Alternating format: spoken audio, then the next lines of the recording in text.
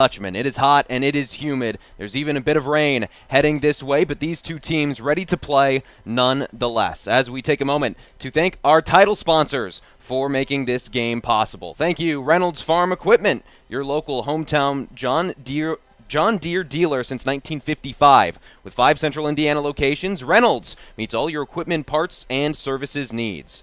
Boilermakers Local 374, representing skilled workers across Indiana. Discover the Boilermaker Advantage with Local 374. Bertner Electric, spark with confidence. Your trusted electrician partner since 1986. Wheeler Mission, helping our neighbors in need since 1893, thanks to generous, caring individuals like you. Morales Group Staffing, building better futures, one story at a time. Let us help you find your next opportunity. LifeWise Academy. LifeWise Academy brings Bible education to public school students during school hours. Learn more at lifewise.org. LIUNA, the Build America Union, 500,000 strong, fighting for better wages, safer job sites, and greater opportunity. And lastly, the IndianaSRN sports page. Sports from border to border and coast to coast. Your source for high school and college sports coverage. As we say hello to you from inside the broadcast booth here at Fott Stadium. Very, very excited to be with you all. Graham Nash alongside Nathaniel Finch. Nathaniel, a pretty decent history between these two teams. This is the 8th overall meeting. It's a series that's been dominated by Franklin, but recently Hope got the better of the Grizzlies. And it's certainly a new Franklin team, right? This is not the same Franklin team we've seen the last couple of years, but Hope comes off probably the best season in program history. You go undefeated last year. You win a playoff game. So it's certainly a good test coming in here to Franklin because Hope, I mean, they've been firing on all cylinders of late, but with Mike Leonard coming back, they looked great last week. Anything could happen here for the Grizzlies. Big matchups, big wins for both of these teams. A little bit different for Hope. It was a blowout. Big win over Loras College. And then for Franklin, it was a really, really close one against Ohio Northern. That 7-point win was really, really gutsy for them. But I'll tell you what, Franklin got up early. They got up quick. First play from scrimmage, an 84-yard trick play touchdown. And then, they held Ohio Northern to only 3 points at half. So they really dominated that first half, really the first 3 quarters, and then kind of started to slip away once the fourth quarter came about. So while it was a 7-point game and it came down to kind of a last-second stand on defense, it never felt like it was out of control from Franklin. I mean, they played so well that game, and it truly shows the new era that Mike Leonard brings back after 5 years away. And we're going to talk about both teams. Let's start with the visitors, the Hope College Flying Dutchman, coming off a 62-0 win at Loras College. Most points scored in Hope football history. Absolutely routed Loras College in the first game of the season. Yeah, it was the 4th most points scored across the entire Division III, and they had the 5th most amount of offense. You see the tailgate here. This is always a great time here. One of the best tailgates in the nation here at Franklin. But for Hope, I mean, the offense was just firing on all cylinders. Over 650 yards of total offense. I mean, it was just domination from start to finish. Franklin's a much better team, I would say, than Loras, so it will be more of a test for the Flying Dutchman. But if you're a Hope fan, you have to have so much confidence after you've won 14 straight regular season games. Well, let's talk about a couple players for Hope that are looking to make an impact, starting with the gunslinger, Alex Thole, a junior from Schoolcraft, Michigan, coming off a very, very strong showing against Loras College. 15 for 27 in the air, 305 yards, and a touchdown. He's going to have to be good for them tonight again. Yeah, I'll tell you what, Thole, his gun, as you say, gunslinger, it shoots far, but it's not always the most accurate. He was just over 50% completion percentage, and in a blowout against a defense like that, kind of want to see that number a little bit higher, but nevertheless, over 300 yards passing, scored that touchdown, and just relied on a fantastic run game. So you see there the junior quarterback can get it done. I'd be curious to see if maybe Franklin's defense can take advantage of a couple more of those misfires that we saw. You'd want to see maybe a little bit better completion percentage against a lower-level program.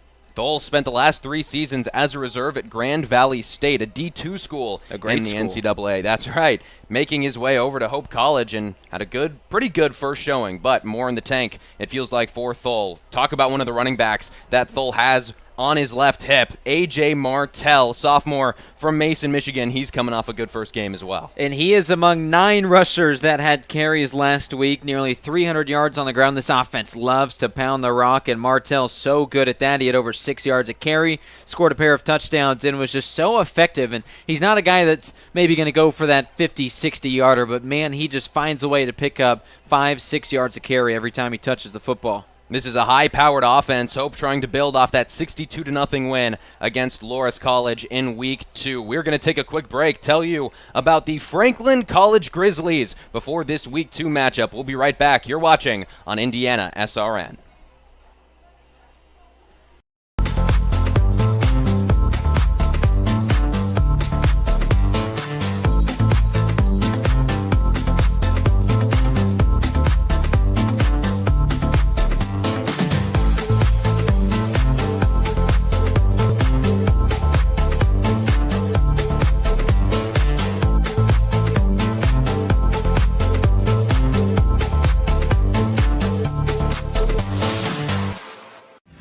Thinking about what to do after high school? Consider a career with Boilermakers Local 374. As a Boilermaker apprentice, you'll earn while you learn. We offer excellent wages and benefits, and as part of our no-cost hands-on apprenticeship program, you'll learn from the best in state-of-the-art training centers and on the job. Become a union Boilermaker and get on your way to a great career. Find out more, visit www.local374.org or call 219-845-1000.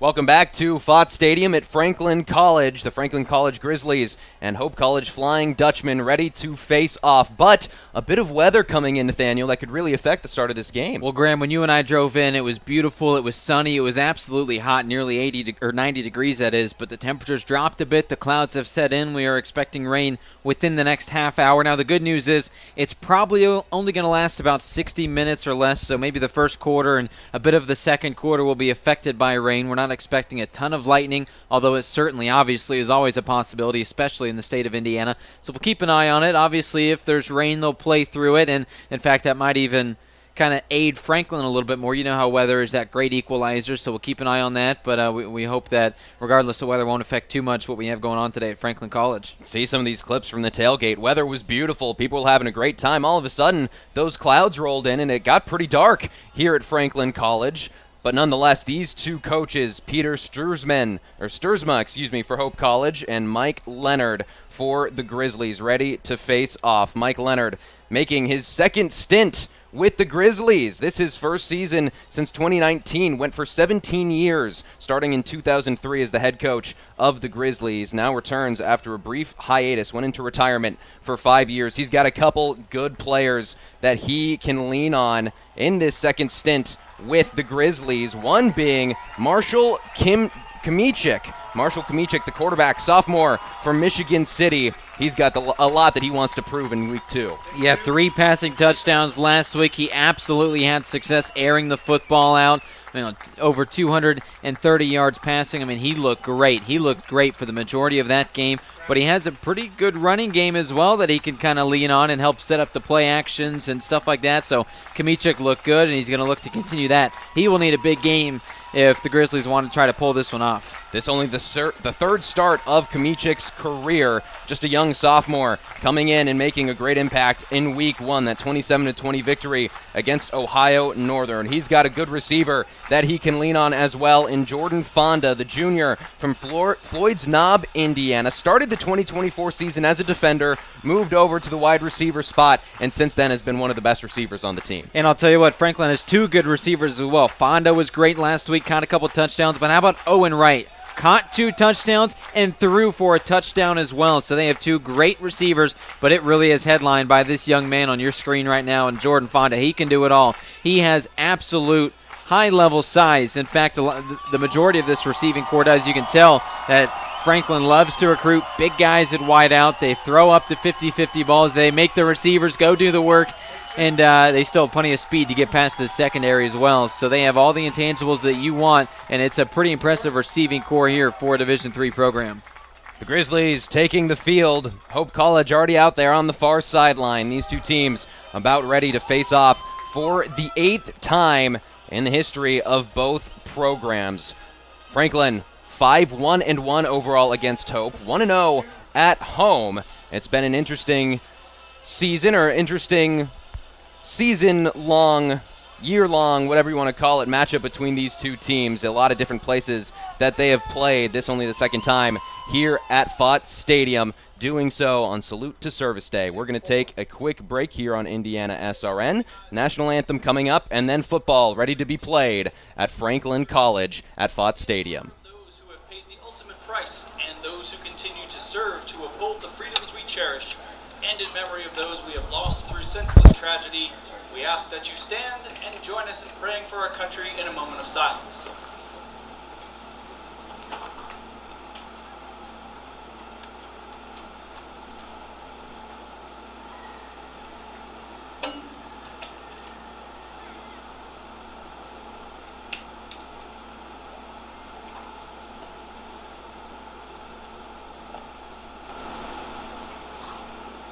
At this time, please remain standing for the playing of the national anthem.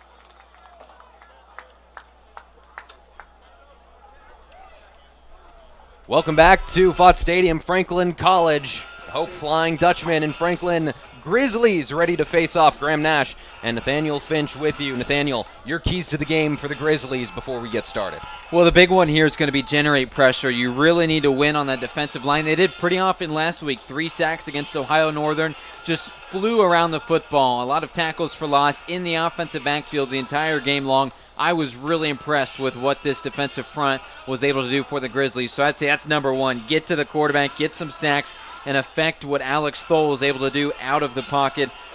How about you reach into the bag of tricks? We saw it from the very first play from scrimmage. Mike Leonard's return, he was not afraid. It was a double end-around wide receiver pass for an 84-yard touchdown last week. I'd like to see maybe a couple of those trick plays as well and just see what you can connect on, because they were absolutely successful last week. And, you know, Leonard is a guy that just loves to do that kind of stuff, so I'd like to see a little bit of that as well. And then they really need to step it up in the red zone. I'd like to see, if not perfect, pretty near perfect once this Grizzly offense gets into the red zone. Last week kind of struggled in that front a little bit, so maybe that's one of the big things that they can work on is, you know, let's convert once we get into the red zone, because Hope has a great defense. And if you look at the keys for Hope to win here, that's number one. You win in the trenches because they have a good offensive line, they have a good defensive line, and if they can keep Thole protected, then it's going to go a long way. But they have such a good defensive secondary, an all-conference player back there, and he's going to be a guy that we will certainly be keeping an eye on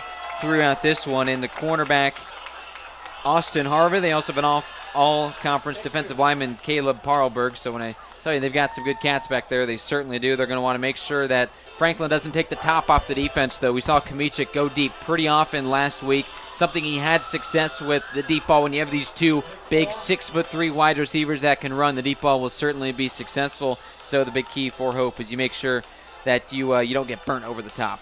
I like what you said about the bag of tricks. It truly was a welcome back to Franklin moment for Mike Leonard, that first play of the game, taking it all the way to the house. We'll see what Daniel Hill and Blaine Kowalakowski can draw up from their bag of tricks as the two offensive coordinators. They'll get a chance to do so quickly. Franklin going to start out receiving the opening kick from Hope College.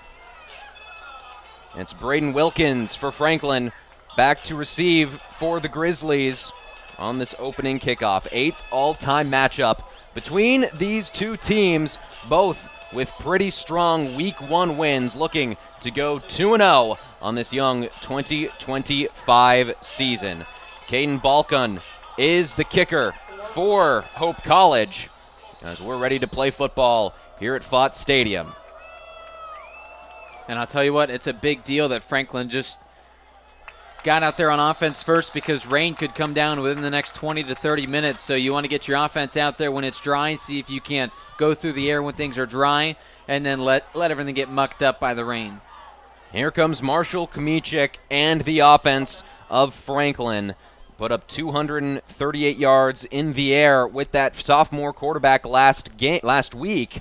And there's a lot of talent, a lot of experience on this offense as well that Kmichik's going to have to lean on. Yeah, you see a lot of upperclassmen there, and Kmichik, being the sophomore, being the young guy, still kind of trying to find his way at quarterback. He needs to lean on these guys, and especially these strong wide receivers. I mean, just look how tall they are out there.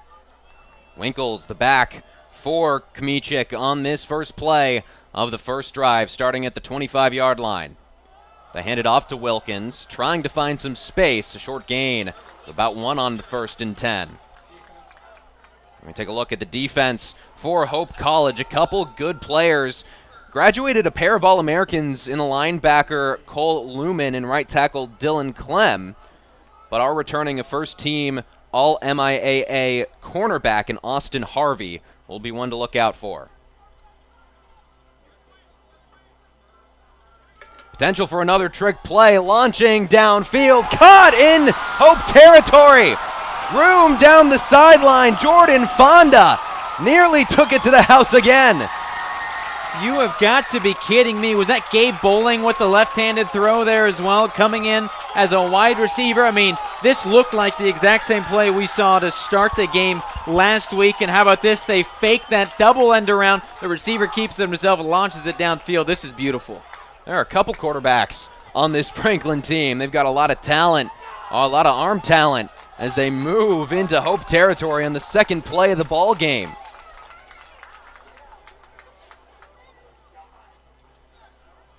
On the Dutchman's 25-yard line, Wilkins gets the edge. And a tackle made, preventing another big gain.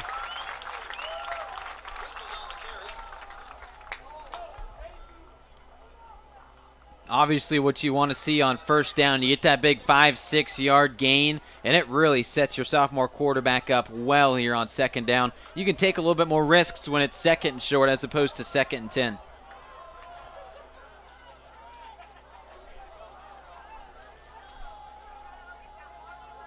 There's Winkles in motion. To the air. Kmichik runs it himself up the middle, gets the first down and more. Rumbling down to about the 8-yard line is where they'll mark him. Take a look at this trickery. I mean, this is exactly what we saw last week, was a little fake ender. You see him, he faked it, and instead threw it down to a wide open receiver who did the rest. That was impressive. Dropped it in the bucket, too. What a throw. So this is a set. I mean, it was Owen Wright last week. This time it was Bowling. They've got some receivers with some arms here. And you know Hope spent all week watching that first play saying, be ready for this. And instead they add the wrinkle of the fake toss. 4-man rush, a fade to the end zone, but Fonda not on the same page. Yeah, he just tripped up there as he tried to break right and wasn't able to make it happen. Luckily, the corner didn't see the ball in the air, so no harm, no foul there. We'll try it again. The Grizzlies moving rapidly on this first drive of the ball game. A big play, moving them so far 67 yards, looking for the last 8 here to punch it into the end zone against a talented Hope College team. Winkles still the back. They fake it, a keeper for the QB. Kmichik was dead to rights, able to just get past that line of scrimmage. And you know what? He looked good running the football last week. He had about 30 yards on the ground. He really showed some mobility there, was able to move around the pocket pretty well. So you saw that he has the ability to run the ball well. That time the defensive line just won. This is a Hope defense. I mean, they gave up less than 150 yards last week, turned the ball over a couple of times. They are a strong unit. Evidenced by, of course, the shutout last week, of course. Big play here. 6 yards to get into the end zone. Kmichik scrambling, throws on the run, has his man in the end zone for a touchdown. Jace Moore puts up the first 6 for Franklin. Holy smokes, what a play on the run. Took off with a guy behind him. I don't even think he saw the pressure coming. Was kind of slow going it and threw it across his body on the run to a wide receiver on his knees. Moore gets his first touchdown of the season. That was impressive. I mean, Kmichik had 3 scores last week, and for good reason. You see he can get it done.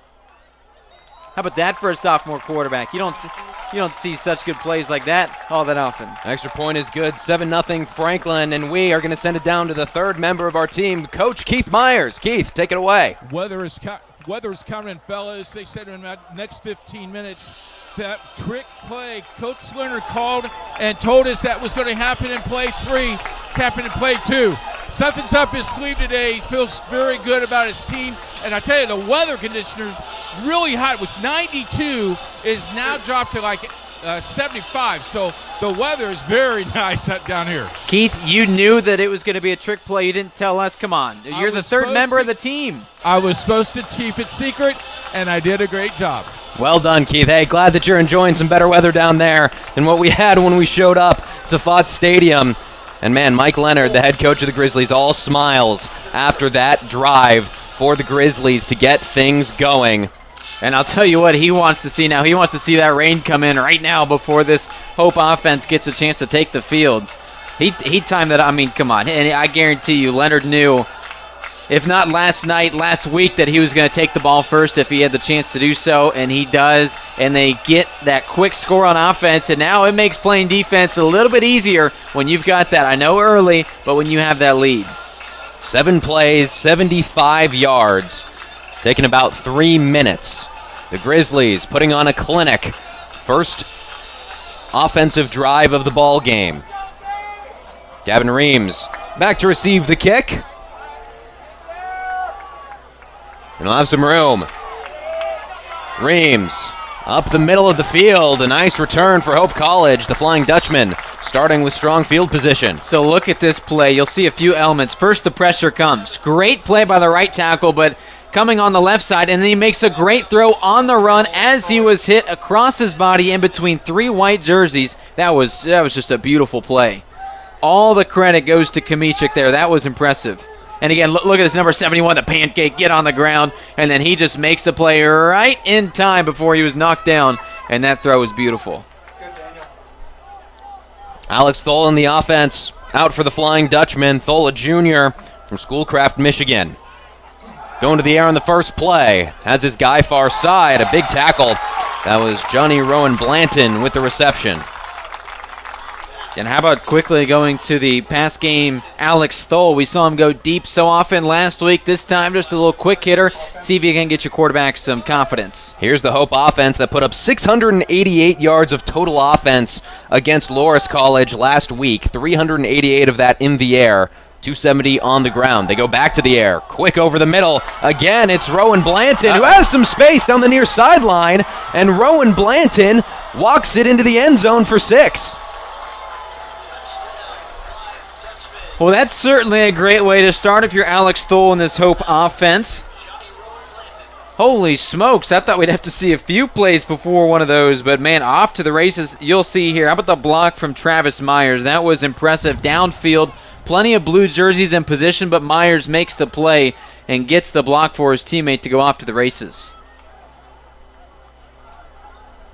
Ian Williamson in to take the PAT.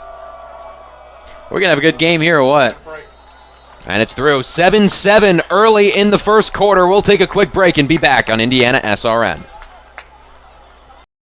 Hello and welcome to Game Day. My name is Keith Myers. I'm the Vice President of IndianaSRN. We're glad that you joined us today. If you'd like to see more content just like tonight, just hit the donate button. Every dollar that you donate will go right back into more games right here on IndianaSRN, which means more games for you. It's IndianaSRN, where you always have a front row seat. Your business depends on quality, efficiency, and reliability. At Reynolds Farm Equipment, we help you stay ahead with John Deere commercial mowers built for performance. Whether you're maintaining parks, businesses, or neighborhood lawns, you need equipment that works as hard as you do. With expert service, flexible financing, and the best lineup of mowers in the industry, Reynolds keeps your operation running strong. Reynolds Farm Equipment, your local John Deere dealer since 1955. Welcome back to Fott Stadium on the campus of Franklin College. Good ball game to start out. Franklin charging down the field on its first offensive drive, and then Hope responding with a two-play, 65-yard offensive drive itself.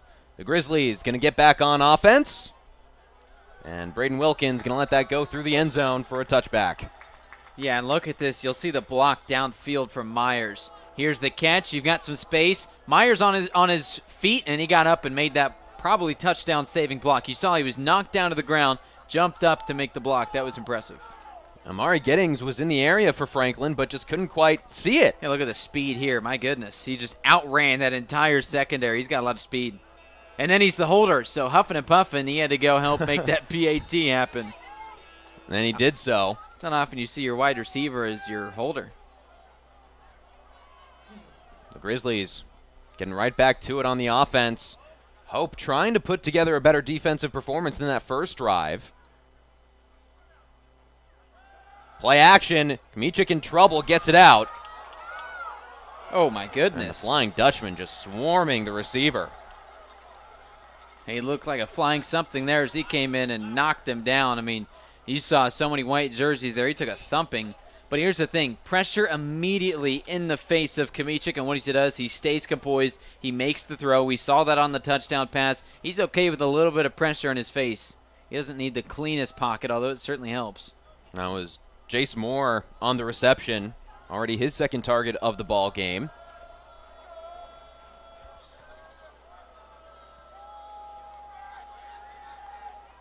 Second and 10. They bring pressure. Has a man open, but just led Jeremy Lee too far. So this play design, they emptied out the backfield on purpose. They sent Winkles out of the backfield and let it be a 5-receiver set, knowing the pressure was coming. He knew he would have a free rusher right in his face, and he certainly did. He just couldn't quite get the throw off in time. I think if he took one step further back, he could have had enough time to make that throw to the wide-open receiver up the seams. But when you purposefully allow the pressure to come through, I mean, it makes your job a lot harder as a quarterback. Third down and 10 for the Franklin Grizzlies.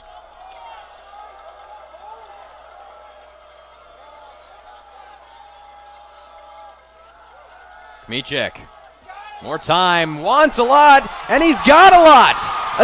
Isaiah Miller into the red zone, and the Grizzlies are back in business.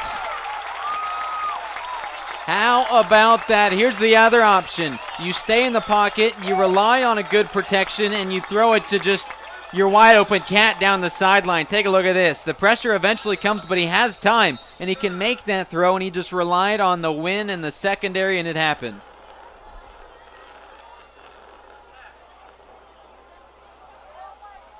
And then the timeout called by the Dutchman. Hope wanting to talk things over. A big play again for the Franklin College Grizzlies. About twice into this secondary. What was the first key I told you for Hope? You cannot get burnt in that secondary, and it's happened twice. It's been impressive. And now you see, look at the wind coming through here. I'd say that the Grizzlies got their shot in at a good time. You're not going to be able to throw into that side of the field for a minute. Yeah, some serious weather starting to come in. Just seeing a tent flip over in the distance. We saw this on the radar. Here's the forefront of that rain coming in. Safe to say the Grizzlies are going to run the ball for the next few plays. But then how about what this can do if the wind stays at this spot? That could really help out the offensive Hope. They'll have it at their backs. I mean, just look at all the leaves and debris flying onto the field. This is incredible. Braden Wilkins, the back, wouldn't be surprised if we see that first handoff. Well, they send him in motion. Kmichik to the air. And look at that. I mean, the wind immediately took that football. It was a 10-yard pass, and it just flew. And it flew over the head of the intended target there in Wilkins. There's not a lot you can do. Hey, we need to get somebody down there to keep an eye on Keith. We don't need him flying down the sideline with all this wind. Check in with Coach Keith Myers in a little bit. Hope that he's all right down there. When in doubt, Keith, just stop, drop, and roll.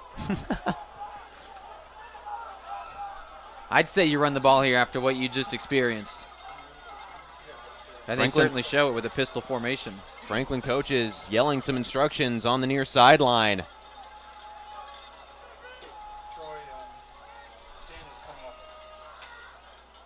And a QB keeper, Kmichik, just throws to get it out.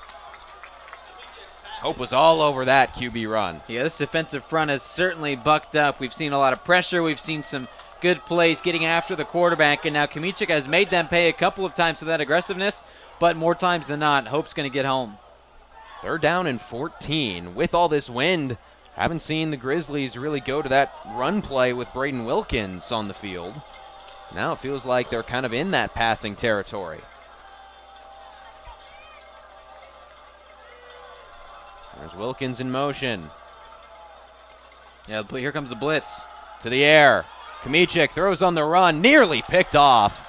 And an incomplete intended for Jordan Fonda. Boy, it certainly felt like there were 15 white jerseys on the field. Not only you had 4 or 5 in that backfield getting after the quarterback, but then into triple coverage, and everybody else was still covered on the field. There is not much that Kmichik or this Grizzlies offense could have done there. They're going to go for it here. Yeah. I guess I don't know how the wind would affect a kicker, but this offense, 3 straight incomplete passes, you're going to do it again. The Grizzlies playing some gutsy football. 4th and 14. Kmichik, pressure in his face, and he's brought down. Liam Danitz makes the tackle, and it's a turnover on downs. Like I said, keys to the game, you need to convert when you get into the red zone. We saw a couple of times Franklin was unable to do so last week, and albeit they still won and held, control for the majority of that game, that's a tough one when the wind comes in out of nowhere. It went from perfect weather, airing it out, and then the wind comes out of nowhere, just stalls the offense 4 straight times. Alex Stoll back on the field. Handoff. A jet sweep, A.J. Martell. It's about 3.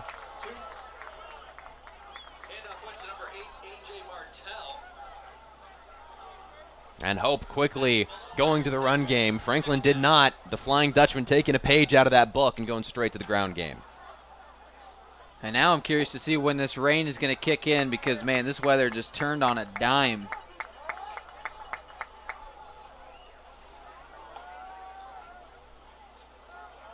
Little trickery. Running around the edge. Griffiths has some space. The first down and more. Right around midfield. The Flying Dutchman starting to cruise a little bit. It was a 2-play first offensive drive and featured a big 65-yard pass to Johnny Rowan Blanton. And I loved how Thole sold that fake there. He made it really look like he handed the ball off because then he just sat there and shrugged his shoulders like his job was done. Oh, yeah, by the way, I got the football. Here you go to the end around. Play action. Thole looking deep. Has a man across the middle. And a nice catch from Travis Myers, who had to stutter for a bit. And we take a look at the Franklin starting defense. Didn't have time to last drive. This defense going to have to put in a good session here now with Hope in Franklin territory. See some umbrellas coming out on the far side in the bleachers. Well, it's a good thing we're nice and cozy up here in the press box. Beautiful facilities. Again to the air. Far side. Nice throw. First down. Of course, Graham, I speak for you and I up here. Coach Myers down there, might be getting lost down on the sideline somewhere. We got to make sure someone keeps an eye on him. That was Aiden O'Brien making the catch. If you're Franklin's defense, got to start clamping down a little bit. Hope not shying away from the air game despite the wind that has really showed up. And they're making sure they can get their shots in before that rain comes in, and they're almost forced to go on the ground. Now here's a run. Martell breaks a couple tackles and finally brought down by his shoestrings. DeMaria Stevens making the tackle for the Grizzlies. A touchdown-saving tackle for the Grizzlies. Brought him down from behind. Boy, it was not easy. There's a lot of size here on this Hope roster. And how about the size of the running back there in Martell? 5'10", 200 pounds. He's a big guy, and he shows he has plenty of speed there. I mean, how about that home run type speed from a big back, and he put it all on display there. That was a great tackle by Stevens to keep those 6 points off the board for now. First and goal. Hand it off again. Martell has a gap. Brought down just shy of the goal line.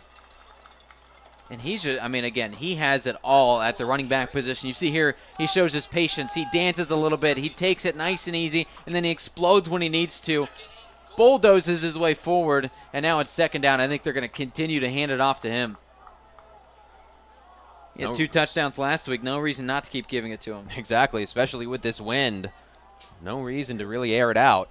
There is a receiver lined up on the far side, Braylon Amos. They hand it off, and flag flies. He knew he was getting the house call. He knew he was going to find the pain. He was a little excited there, and he jumped just half a second early.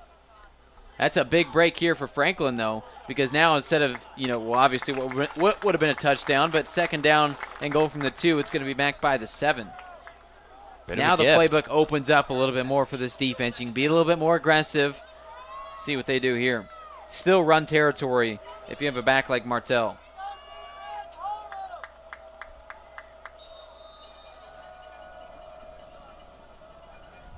Dole hands it off. Martell swamped in the backfield. I had been waiting to see something like this. How about that tackle from Braden Baker? So often last week we see the defensive front get right in there, and we have an injury here, you see. But so often the defensive line got home, got into the backfield, and we haven't really seen that today until then, and a big, big hit. And we're going to take a quick break. Hope threatening on IndianaSRN. IndianaSRN wants to put more kids on TV. And honestly, that's exactly what these kids deserve. They stream more than 350 high school and college games every year, giving Indiana athletes the spotlight they've earned. All games are free to watch with on-demand on their YouTube channel. The cost is amazingly affordable, which means more kids get their moment to shine. IndianaSRN, where you always have a front row seat.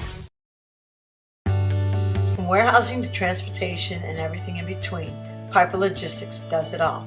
Centrally located, Piper Logistics has 2 warehouses in Indianapolis and a warehouse in Cincinnati, Ohio. Piper Logistics houses over 1 million square feet.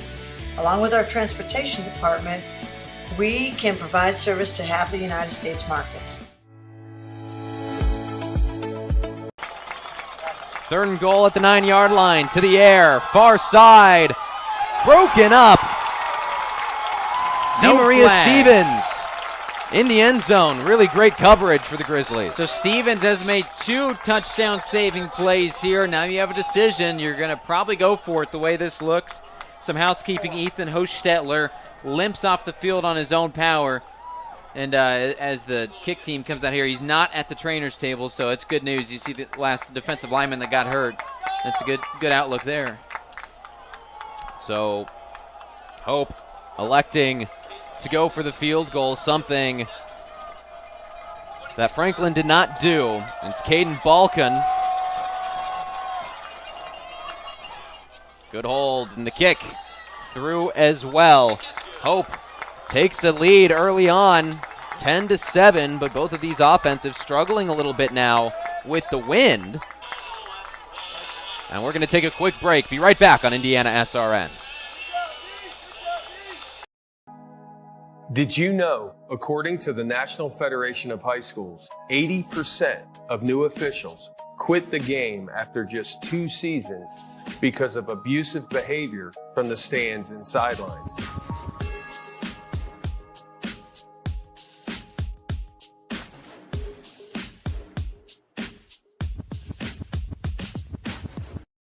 We encourage you to subscribe to our YouTube channel, IndianaSRN. Hit the bell to get notifications for upcoming games and more. Watch as many games as you want, as many times as you want. Bertner Electric Incorporated provides professional commercial electrical contractor services to Indianapolis and surrounding communities. Locally owned and operated for over 30 years, our knowledge and experience make us the perfect choice for all your commercial electrical contractor needs. Contact us today. Caden Balcon just made a 26-yard field goal for Hope College to take an early 10-7 lead. The wind has started to die down a little bit here at Fott Stadium, but still, both offenses had a little bit of trouble through the air on their respective last offensive drives. The Flying Dutchman going to kick it away to Franklin as Braden Wilkins is back to receive if able.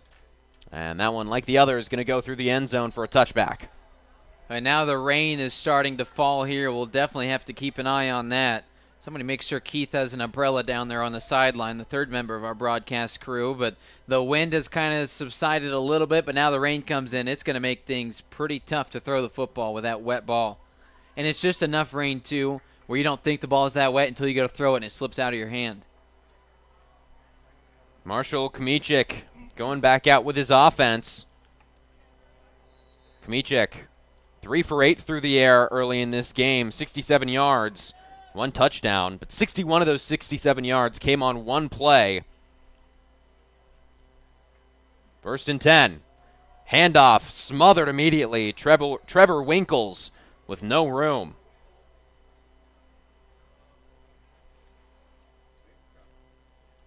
And since the wind and the weather showed up, that's the first real run attempt for Franklin. Yeah, you thought we would have seen that right when all the leaves were blown onto the field. I mean, it's early September. We're not used to the leaves falling yet, and that gust of wind just absolutely stripped a few of these trees.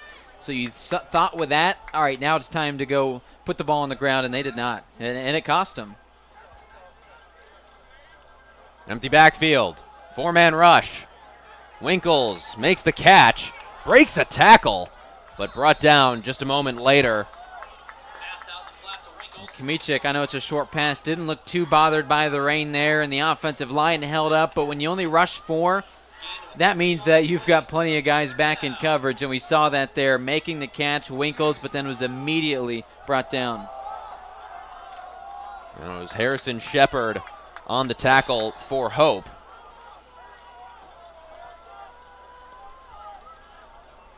Can probably expect this rain for about the next hour or so, but shouldn't be too severe. Out of the pocket, Kmichik throws on the run. Owen Wright just can't get there. Man, what a throw by Kmichik, but you hate to see that if you're right. Wide receiver number 1, rule number 1, you cannot slow down at the top of your route. You have to run through it. I think he just misread the ball a little bit there. You know, maybe the water droplets as he's looking up could have affected that, but he just slowed down. If he would have stayed in stride, that throw was perfect. An absolute cannon on the run, throwing across your body, running left, throwing. I mean, that was just beautiful. So the punt team out for the Grizzlies. Just get it away. Looking for a friendly bounce. And the Grizzlies will get one. Inside Flying Dutchman territory, but still pretty good field position for Alex Thole and the Flying Dutchman, who've been moving pretty quickly on their last offensive drives. You really hope that one doesn't come back to bite Owen Wright, because, man, that was a beautiful throw and a great play design. How about Franklin? They've lived in this secondary all game long. We've seen so many deep shots, so many times that the wide receivers are winning on the outside. That needs to be exploited moving forward, and Kmichik certainly has the arm to do so. Alex Thole, 4 for 5 through the air. He's been very efficient early on. 6 yards away from reaching 100 in this ball game. And they go to the ground. Bit of a hole but not much room. That was Cal Motter on the carry. Yeah, and he slipped through 2 tackles before getting absolutely popped a few yards through. He certainly earned those 5 yards. And again, we talked about it earlier, 2nd and 5 is just such a luxury to be in as a play caller. You can go deep, and guess what? It's still 3rd and manageable. You can put the ball on the ground, see if you can't pick up most of what you need. The entire playbook is open, especially here from midfield. 2nd and 5, 4-man rush. Near side, it's the running back Motter again, and pushed out of play by Amari Giddings. There's a big-time tackle there from Giddings because there was so much green ahead of the running back there. It was just a simple little bubble screen. Let me throw it out to the flat to my running back, let him make a play, and he did to move the chains. His offenses look good today. The defense looked good last week, too, with those 62 points. Yeah, 688 yards. The defense of Franklin has looked good at times. They just haven't been able to put together a full drive of really stepping on Hope College's throats. Back to the ground, QB keeper, Thole has a little bit of space, but not much. Nash Stroud making the tackle. I'll tell you what, Graham, 62-0, pretty impressive. Nothing like what your Hoosiers did last night against Indiana State. I mean, is there no decency for the Indiana teams? Give them a break. Pretty close score, 62-0 against Loras College. Pretty impressive to see what Signetti's bunch did. You kind of knew that, too, right? After the first couple of weeks, wasn't quite satisfied, and there you go. Signetti still wasn't happy after the game. To the air again, Thole rolls out, has a man, and he stepped out of bounds. It'll be enough to move the chains, though. Certainly could have gained more, but he did on the change of direction, put his cleat over on the white. That'll stop you right there and stop the clock. But it was just another simple little throw to the flat. We're not asking the quarterback, Thole, to do too much, and while he can, he certainly can air it out with the best of them. Right now, they're just taking so much pressure off of his plate, running the ball well, and just giving him these simple passes. Over 100 yards in the air for Hope College in this first quarter. Back to the air. Thole, all the time in the world, lofts one up. Travis Myers gets out of bounds. And that's a great example of just, let me find my receiver just in an open zone, right? This is some zone coverage, and he just found kind of a gap between 2 to 3 Grizzlies. A nice, soft, easy throw, put plenty of touch on it, made it an easy catchable ball running out of bounds. And these aren't home run hits, right? Well, we certainly saw one on the first drive, but we're not just looking to go downfield over and over. They're throwing the ball with consistency in that intermediate area. No snap. Thole gets it to his running back, Motter. Motter with a tackle inside the 10. And got to give credit where credit's due. Alex Thole, this is his first season with this offense, first season with this team, and he has come in first 2 weeks and really looked comfortable with all the pieces. Certainly well coached the last few years at Grand Valley State, a perennial playoff team making deep runs into the Division II postseason. So he has seen what a winning program looks like. He has watched how to play good quarterback, and now it's his chance to shine, and boy, has he. First and goal, handoff up the middle, just short. Couple of Grizzlies in on the tackle. Yeah, Martell looks good, man. I will continue to say that. Last week he didn't have the home run, right? You're not getting the 30, 40-yard rush out of him, but he just consistently gives you 7 yards per carry.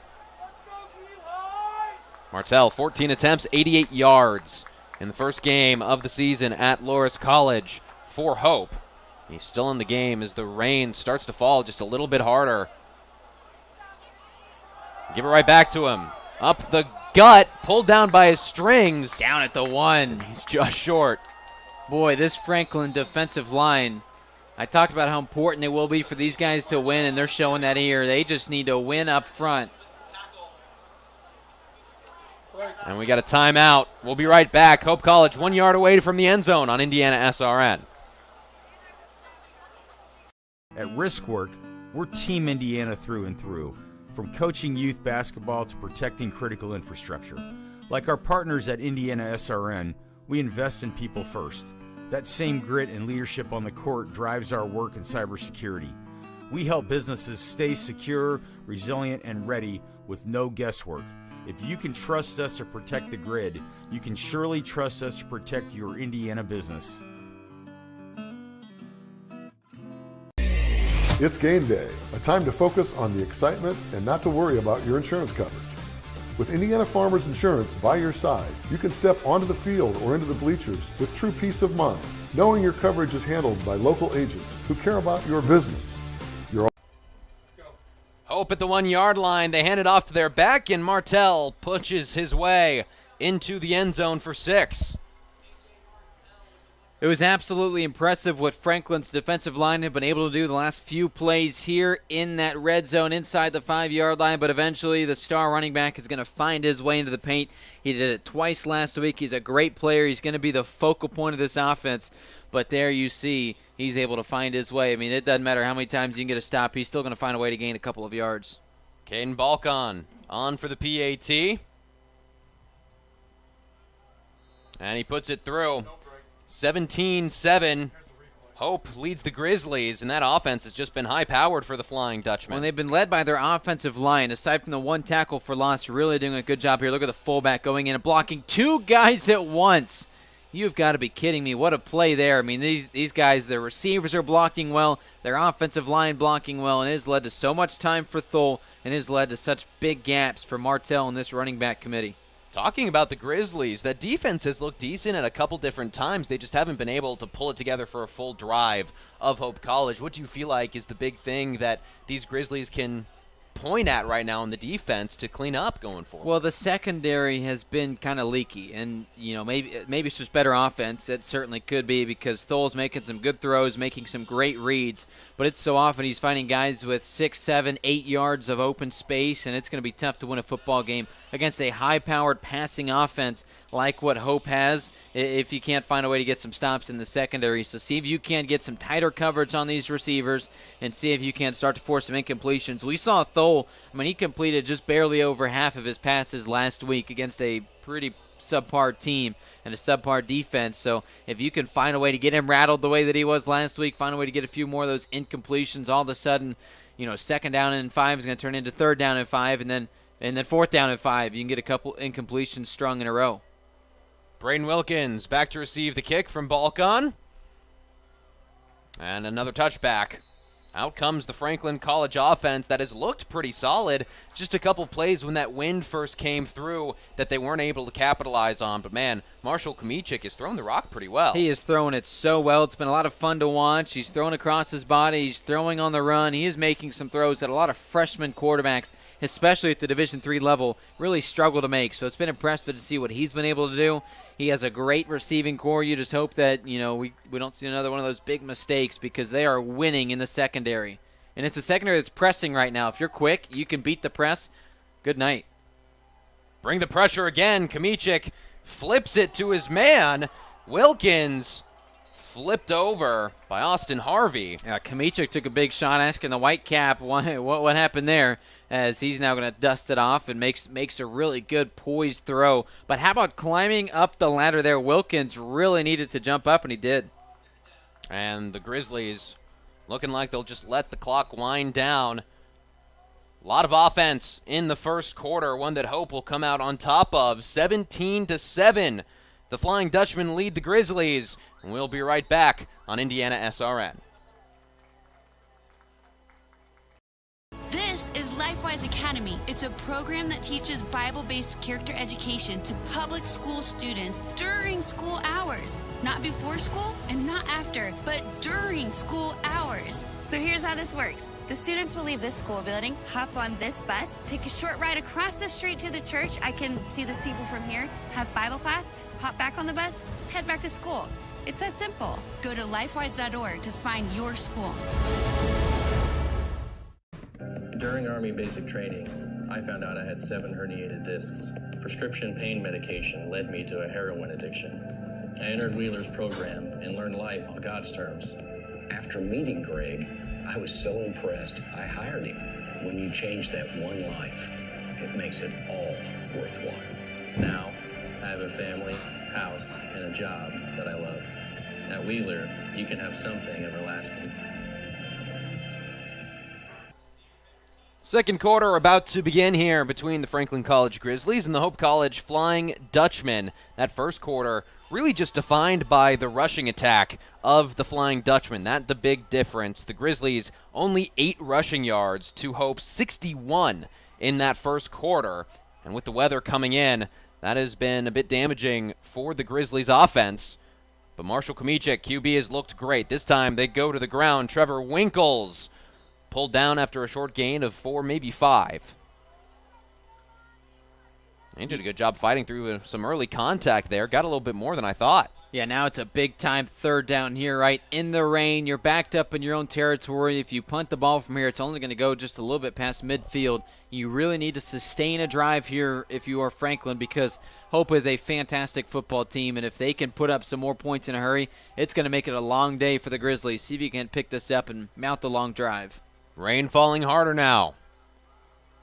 Hope brings the pressure. Kmiecik finding space, lofts it up. Fonda gets hit hard. Nearly brought it in.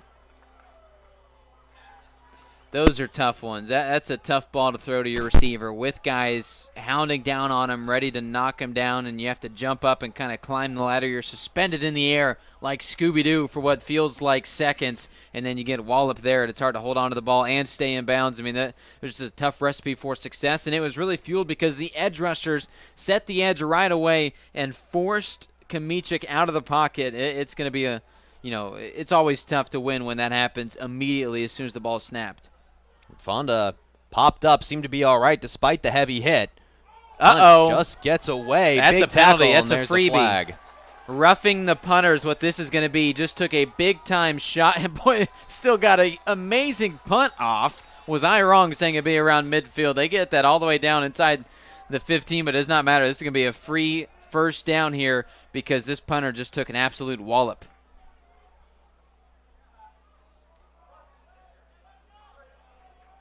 Yeah, that's not a running into. That's a blowing up the punter.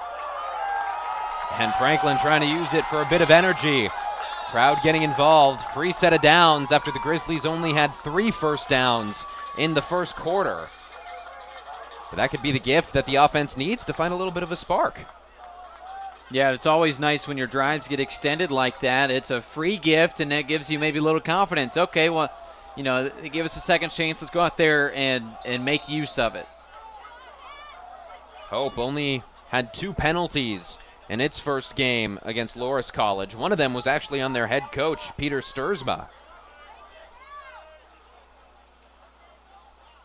To the air. Near side, Moore. Broke the initial tackle, then swallowed. This is about as heavy as the rain is going to fall, and I think it's making an impact there because they're really limiting how far downfield they're throwing the ball. It's probably going to stay this heavy maybe for the next 20 minutes or so, and then it'll lighten up for the next 20 minutes after that. And then it should be done raining by about the time we get through halftime. Empty set here. This pressure, I'm sure, is going to ramp up knowing there's nobody to help Chip. And a whistle. Timeout, Hope College. So we will stay here, 17-7. The Flying Dutchman leading the Grizzlies. But that little bit of a gift, something that Franklin needs to really build off of because we mentioned it, first downs were kind of hard to come by the end of that first quarter. Yeah, last night I was at the Butler Bowl. Jerry, our producer, and I, and we had the Chittard Cathedral great high school game. Came down to the end, a go-ahead kick with 10 seconds left. But basically the first 3 or 4 touchdowns were all because of those drive-extending penalties, the roughing the kickers, the pass interference on 3rd and longs, things like that where you were just gifting the other team a free second chance. In the high-powered game last night, the offense more times than not capitalized. It'll be important to see if Franklin can make Hope pay for that because it's not often you get that second chance, and they really need to take advantage of it. And with the rain falling down harder, we'll probably see both teams go to the ground more and more. Last time that these two teams faced off in September 14th of 2024, game where Hope won 48-6.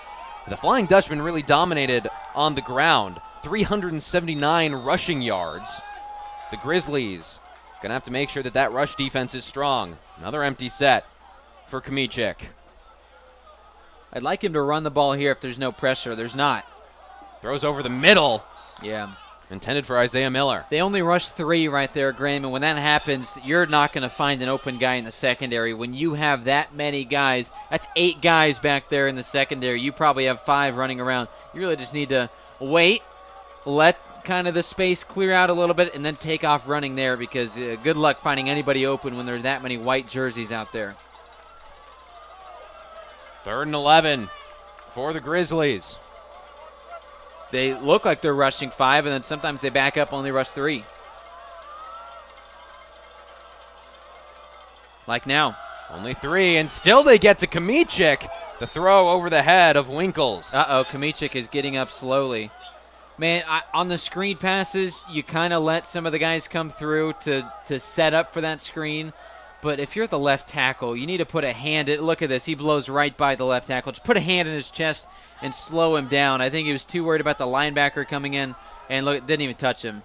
And you're good luck getting that screen pass off in time when you've got a guy with freak athleticism coming at you like that. Ian Williamson back to take the punt. Was hit just a moment ago, roughing the punter. That gave Franklin a second chance at that drive, but they couldn't convert on it. Yeah, and now hardly anybody rushes. They don't want to make that same mistake. And a late friendly bounce for the Grizzlies.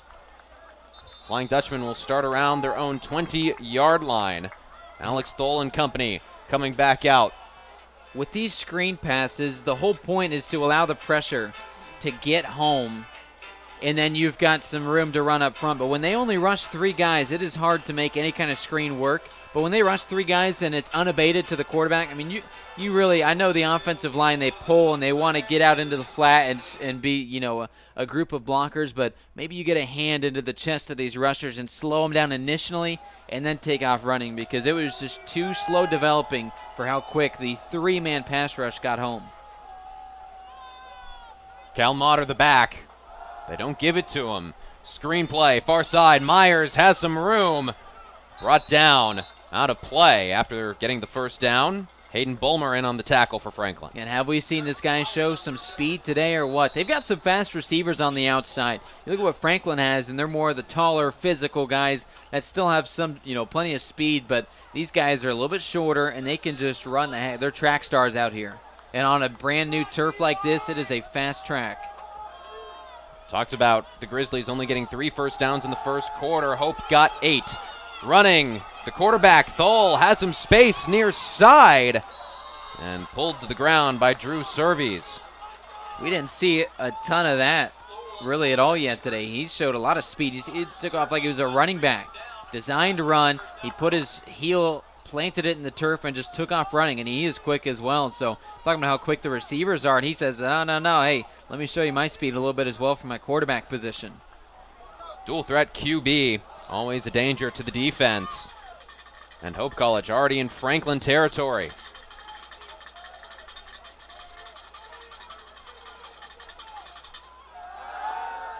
Grizzlies bring 4.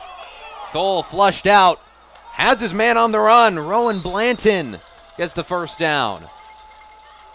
So much confidence right now for the quarterback in this offense. I mean, Thole is just seeing the secondary so well. He's finding these gaps with ease. He hasn't thrown a dangerous pass yet. These have all been such high percentage, albeit still, 20 yards downfield, but high percentage throws that he is having no issues completing. The Flying Dutchman charging. 3rd first down of the drive. Play action. Thole looking to the end zone. Flag flies. The catch made by Motter. Curious to see what happens here because Giddings, the defender, was on the ground. He tripped. I don't know if he was pushed down or if he can, if it was the defensive pass interference against him. This will be interesting. But he fell to the ground.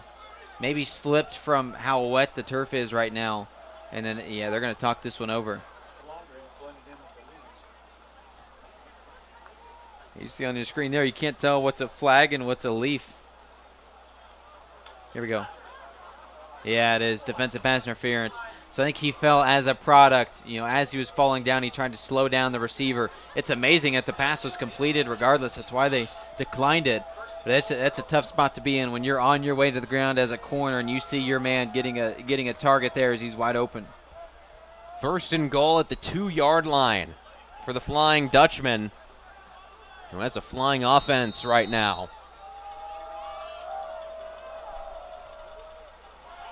Motter swamped in the backfield. Seth Rindfuss, the running back.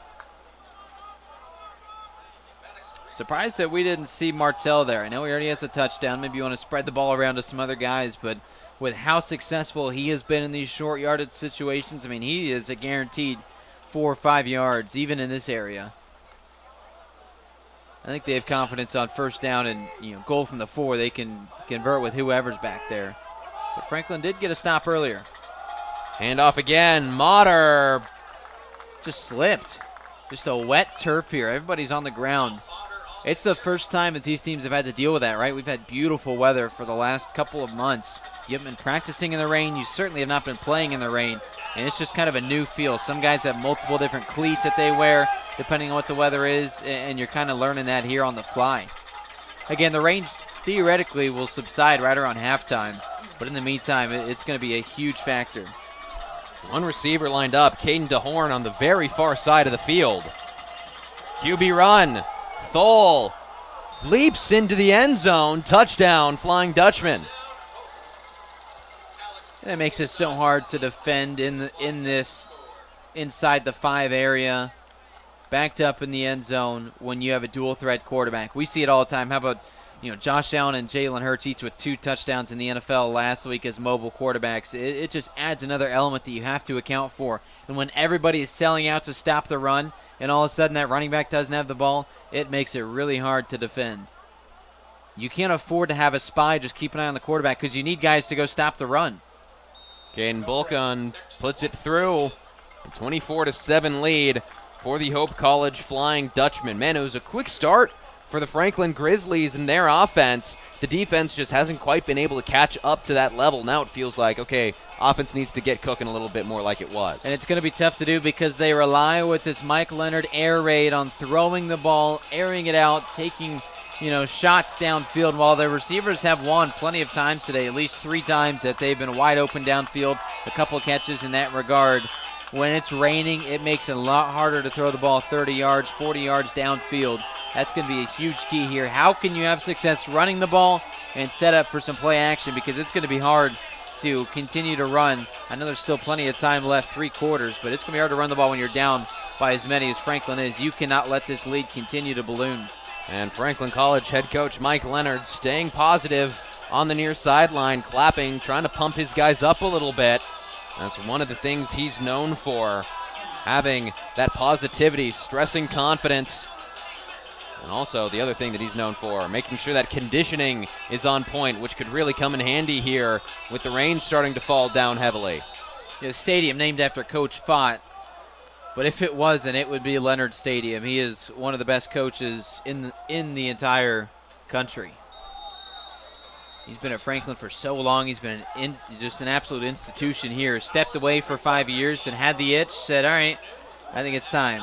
Yeah, take a look at this one. When you fake it to the running back and he can now become a bit of a blocker and your kind of H-back comes in to block as well, I mean, it's going to be a long day for this defense if that quarterback starts to run the ball the way that he's capable of.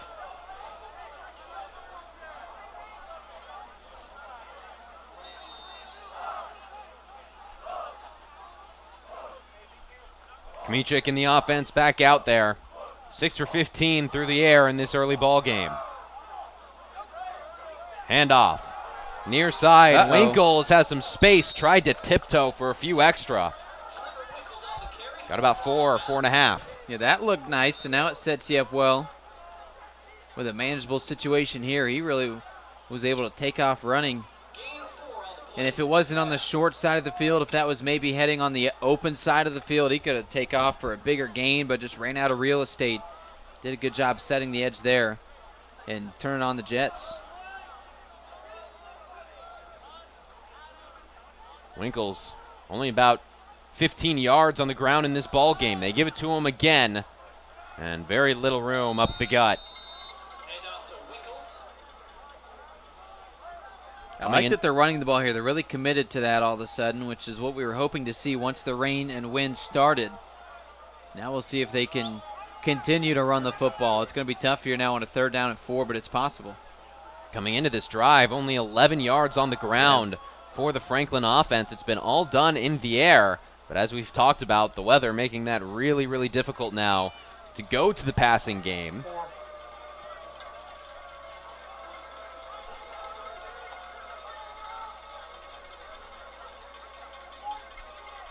They're down and 4.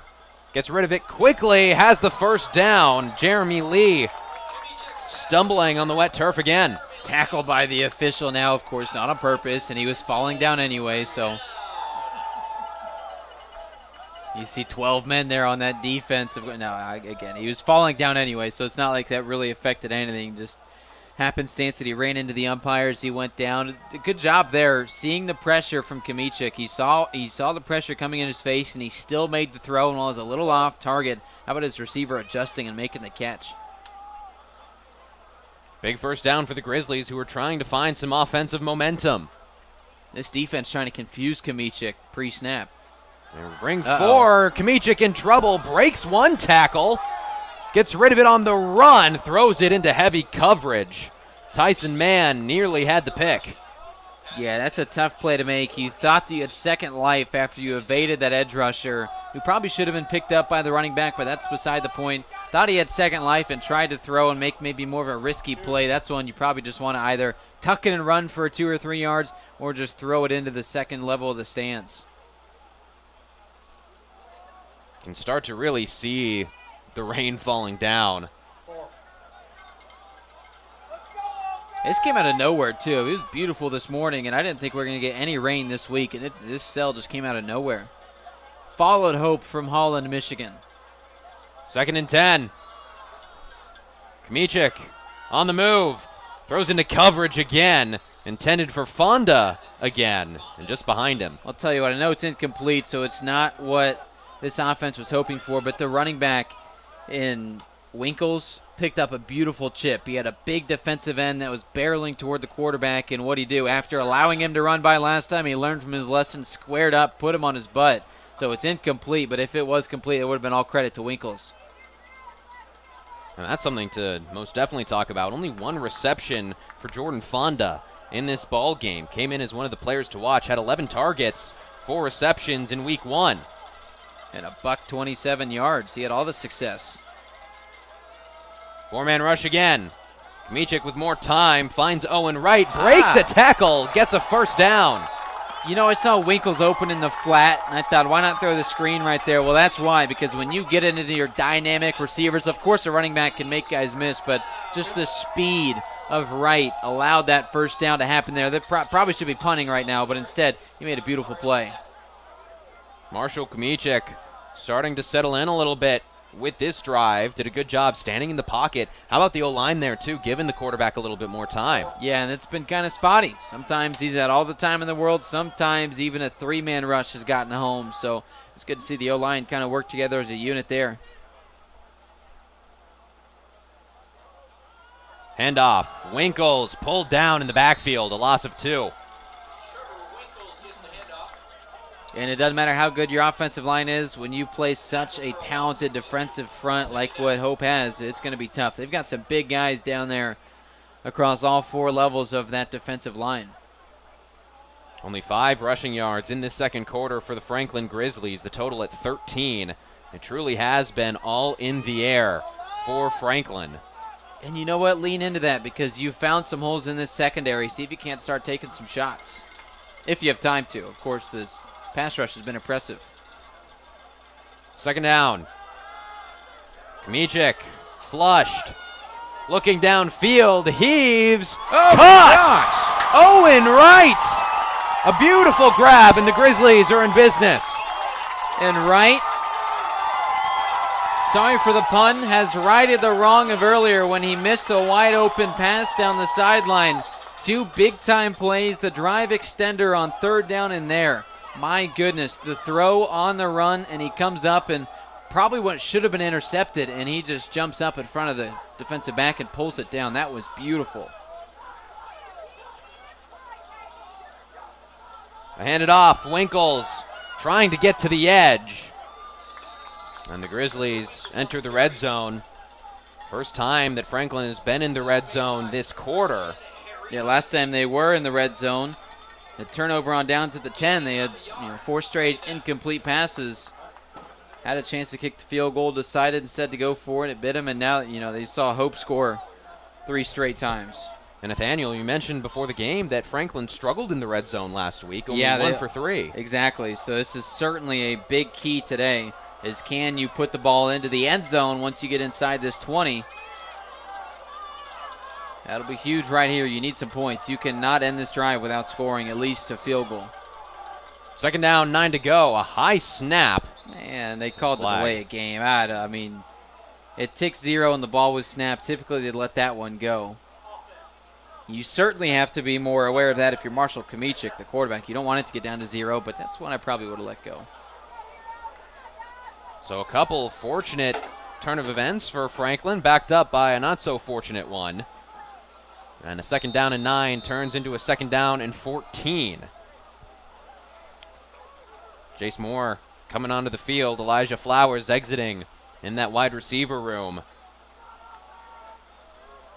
Trevor Winkles still the running back for the Grizzlies.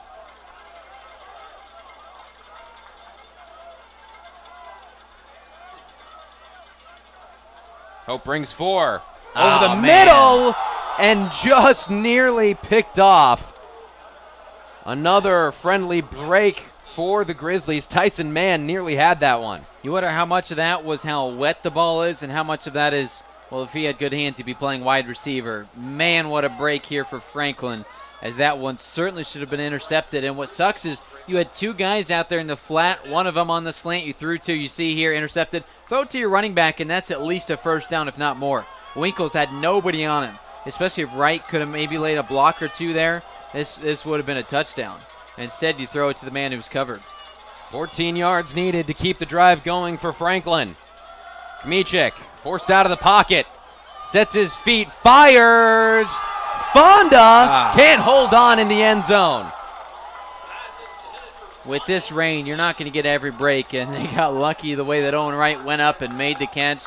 You're not going to get lucky every single time as Fonda sees that one hit the turf. Now it's 4th down and a bit of a decision time. This is going to be a little bit of a tough field goal, so you kind of are forced to go for it right here if you don't have all the confidence in your kicker. Austin Harvey playing some pretty good defense on Fonda. As we said, only 1 reception in this young ball game. And the Grizzlies appear to be going for it on 4th and 14. This is no man's land. You do not want to kick a field goal from this far away with the rain and the wind. Kmichik launches, far side, end zone, knocked away. Intended for Owen Wright. And the second turnover on downs for the Grizzlies in this ball game. Yeah, that's one where it's just a 50-50 ball. You just launch one, a moon ball high up into the air, and hope that your wide receiver can make the plays. He did a couple of plays sooner. Just a great defensive play there. And because the ball was sent so high into the air, some help came, and the safety came and laid out for it as well. That was, a tough one to make for Wright. He's kicking himself as he heads to the sideline, but there's not a lot of guys that would have made that play. And again, Franklin didn't have much of a choice but to go for it there, and unfortunately it's another turnover on downs. It's another failed trip to the red zone. Some of these keys that I talked about before the game that just aren't coming to fruition. Alex Thole in the offense for Hope back out there. Thole to the air. Has his man, Rowan Blanton, pulled down shy of the first down.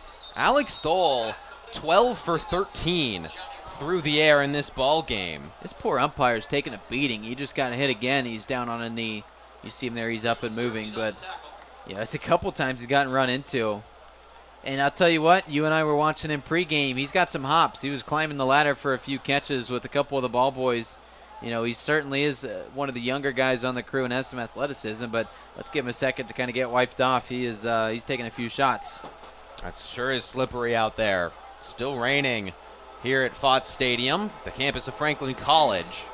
Week 2 for both of these teams. The Grizzlies trying to get ready for HCAC play that always is fun to watch. Got to get this clock running. That's what these umpires are trying to tell them. There it goes.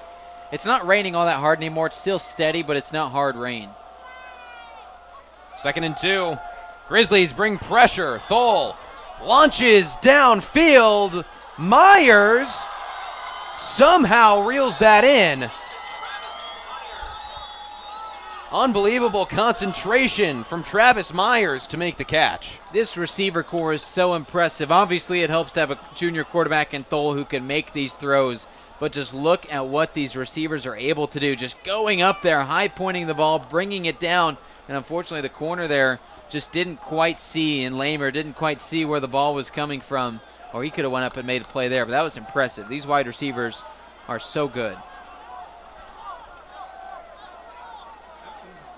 Hope back in Franklin territory.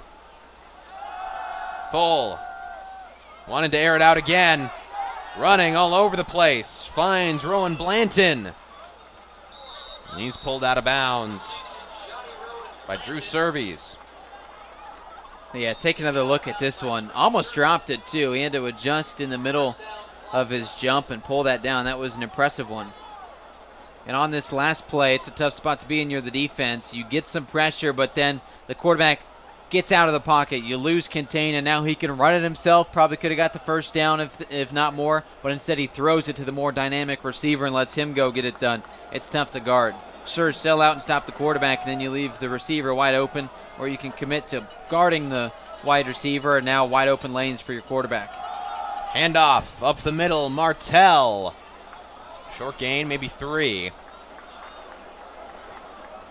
Now, we didn't really see Martell much, if at all, the last offensive drive for Hope. He's back on the field now, averaging about 5 yards per carry. Total yardage up to 36 yards. Leads the team with 7 rushing attempts as well. And he has the speed to be a home run hitter, but he hasn't put that together yet this year. His longest rush, less than 20 yards. But he's just a guy that grinds out yardage. He's got the size, and he's got enough speed to make you miss and just to break through some tackles. QB keeper, Thole trying to get to the edge, and wisely just goes out of bounds.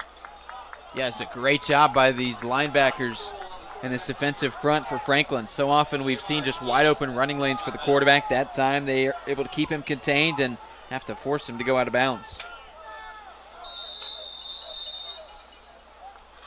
And we've got the 2-minute timeout on the field. We're going to take a quick break here on IndianaSRN. We'll be right back.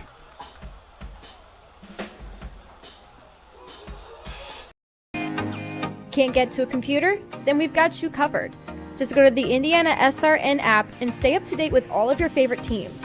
You can watch live coverage or relive the experience with our on-demand service.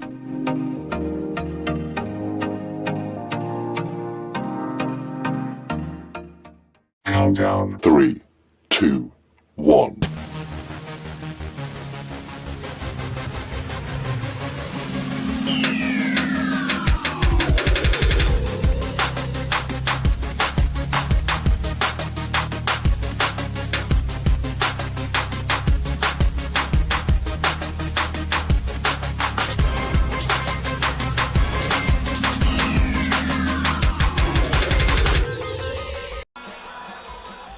Two minutes left in the first half between the Franklin Grizzlies and the Hope College Flying Dutchman. We got the coach, Keith Myers, in the booth on the headset. Halftime, we got the basketball team in the booth. We got cheerleading in the booth. It's going to be a lot of fun. Stick with us for halftime. It's going to be a lot of fun. We're looking forward to it, Coach. Thole goes to the air, far side. Some room. And a nice shoestring tackle bringing down A.J. Martell. Now is Amari Giddings making the tackle, saving another touchdown. And the Grizzlies, again, there's an example, some good defense. They just haven't been able to quite string it together. They need to do it one more time here out of the pistol. It's a good run formation on 4th and short.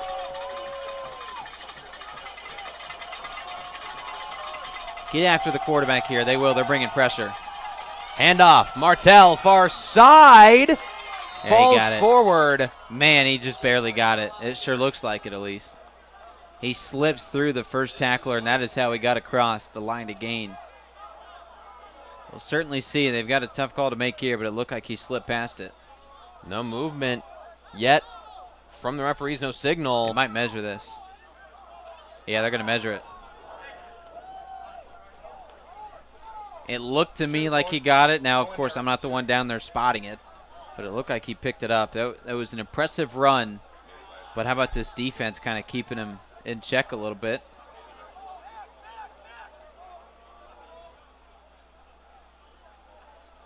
Yeah, he got it. He did.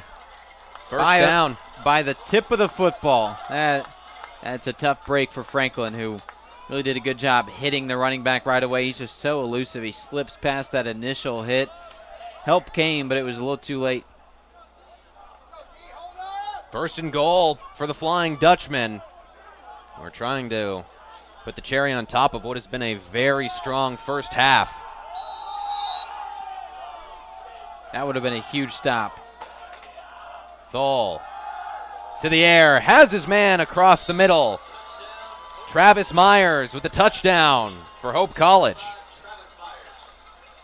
Another just absolutely impressive throw. Stands in the pocket, sees his guy. It's not like they're asking him to do too much.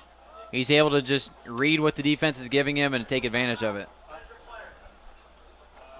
And Caden Balcon going to come back out to take the extra point, but we've got a player down on the field. The rain has really started to subside. It's like we said, as soon as halftime hits, it's going to kind of clear up, and you hope it dries off by the time we start the third quarter. We could be back to airing this one out, but at this point, Hope with the big lead, Franklin's going to need to do a lot in this halftime locker room if they want to come back into the second half. But they still have time here with a minute and 11 left. With the rain starting to dry up the way that it is, see if you can't air something out and get another score here. Take a look at this. Nothing too special, right? The pressure is not coming too strong. You're not making an incredible throw. You're just finding a way to just find the open guy and give him the soft touch flip. I mean, he's not lasering this in here. He's not throwing it way downfield. He's just finding what's open and letting his talented receivers do the rest. And the injured Grizzly able to walk off on his own power. That's Caden Balcon. Puts the extra point through. 31-7. Hope College leading Franklin. And again, it feels like it's just really come down to that defense. The offense has struggled too, especially in the second quarter, maybe not giving that defense much of a break to rest up and get ready for the Hope College offense that's been so high-powered. But regardless, things to work on, things to talk about in the halftime locker room before the second half. 31-7 is obviously a huge deficit, but it is not impossible. And we're talking about Hope, a playoff team from a year ago that has won 13 straight regular season contests. They were perfect last year, obviously, until that postseason. So you're playing a tough opponent who can air it out with a strong mobile quarterback. But that doesn't mean that you can't come out here, score a few times, maybe once here, maybe once, into the third quarter. Of course, Hope will start with the ball, but get a few stops, get a few scores, see what you can't do.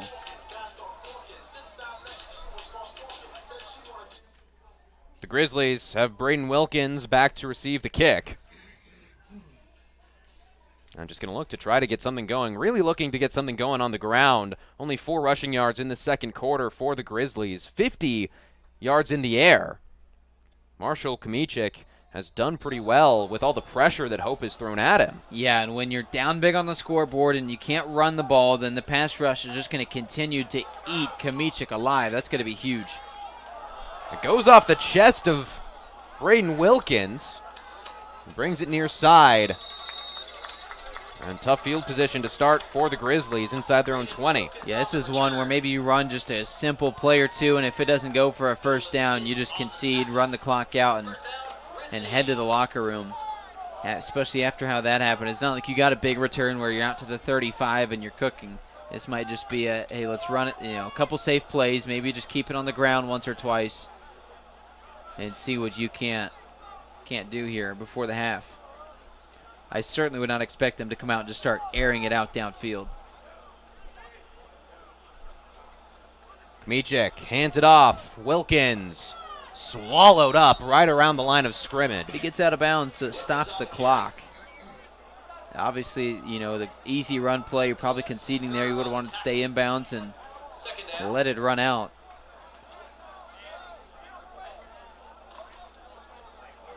And the Grizzlies just trying to find a couple first downs, a bit of positive yardage before going into the locker room.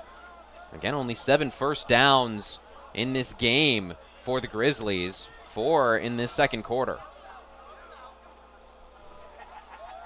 Another handoff. Wilkins, a nice cut. Setting up third and manageable. The clock is winding down. Hope still has a timeout here, so if you can't pick up the first down, I'd be surprised, but it's not out of the realm of possibilities for head coach Peter Stuursma to call the timeout, see if you can't get the ball near midfield. Maybe get a punt return or something. You're up by this much, though. You don't need to play too aggressive. About 13 seconds separate the play clock and game clock right now. Again on the ground. Wilkins. You just can't find any room. We'll let the clock run down. And the Grizzlies not looking too desperate to get another playoff. And both teams going to walk off the field. And that wraps up the first half of action, 31-7. Hope College leading Franklin. Nathaniel, it was a first half that really started hot for the Grizzlies, but then all of a sudden, very little room for them, especially in that second quarter. Well, we saw the trick play, big play to help this offense get into the red zone, and then quickly scored. We thought, okay, hey, Franklin up 7-0 against a playoff team from a year ago. This is a new team with Mike Leonard. We'll see what happens here. You get back down to the red zone. Thought about maybe kicking a field goal, but with the wind the way it was, they go for it on fourth down. It just, the wind came out of nowhere. As soon as they got into the red zone, it was, 50, 60 mile-an-hour gusts out of nowhere. So you fail there. Hope goes down and scores. You fail again after punt. Hope goes down and scores. You get to the red zone. You fail there. Hope goes down and scores. And just like that, the game is quickly out of hand. So you hope that they can regroup. You head to the locker room. Bit of a long walk there. See if you can't just figure out, what are the little things we can clean up? What are the little things we can do that are going to help us have more success here? And then maybe we go score 2, 3, 4 times in a row and make this a ball game. Nathaniel, I'm well aware you're not head coach Mike Leonard of the Grizzlies, but if you were, what would be the 1 or 2 things you'd say to this team at the halftime Well, I'd definitely break? be showing off my smile more. He has $1 million smile, Mike Leonard does. But, you just got to tell these guys, stay composed. Let's go out there and play like it is 0-0. I don't care what the score is. It's 31-7. That's a lot, but that's not too much. It's only 3 scores. You can make that happen. Just go out there, stay composed. Let's see if we can't block. Let's see if we can't block downfield, in the secondary with these receivers. Let's see if we can't get to the quarterback. Let's see if we can't, limit the penalties. Let's just do the little things, the fundamentals, nice and easy. And then our offense, which is certainly talented. We saw it last week. We've seen it throughout the entire fall camp. You can make plays on offense. Get those little things figured out right. The rest will take care of itself. And it feels like, we talked about this a bit, it feels like the Grizzlies have to try to get Jordan Fonda involved a little bit more. Only 1 reception for him in the entire first half, but he did have opportunities, just couldn't reel a couple Now, in. he only had 4 last week, so he's not like a big guy where, you're just going to give him, you're going to pepper him with 20 targets and give him 15 catches a game. He is more of a boom player, but he just hasn't found those booms. He had one big one, absolutely, with that 1 reception, but you really want to see him have 3 or 4 catches at this point in the game. Same with Owen Wright. You've got such talented guys on the outside. Really find a way to get them the ball, maybe a little bit more. Maybe it's just with some quick screens, some quick slants. You don't have to air it out, with these streaking plays every time. I'll be curious to see. And that is going to just about do it for us in the first half. Halftime coming up, but don't go anywhere. Our very own coach, Keith Myers, is going to catch up with a couple players of the Franklin College men's basketball team. IndianaSRN taking a quick break. We'll be right back.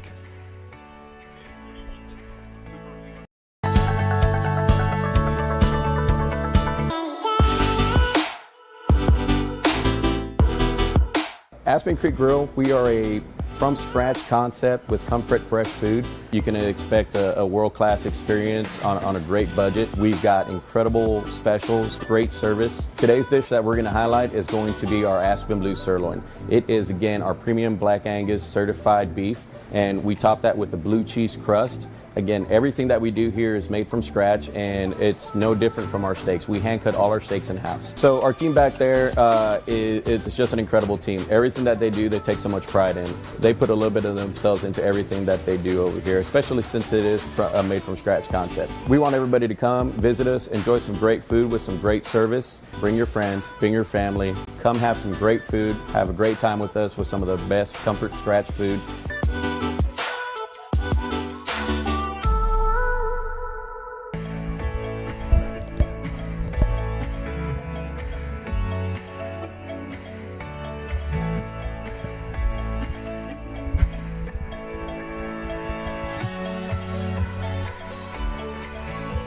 That's your toe? Sorry.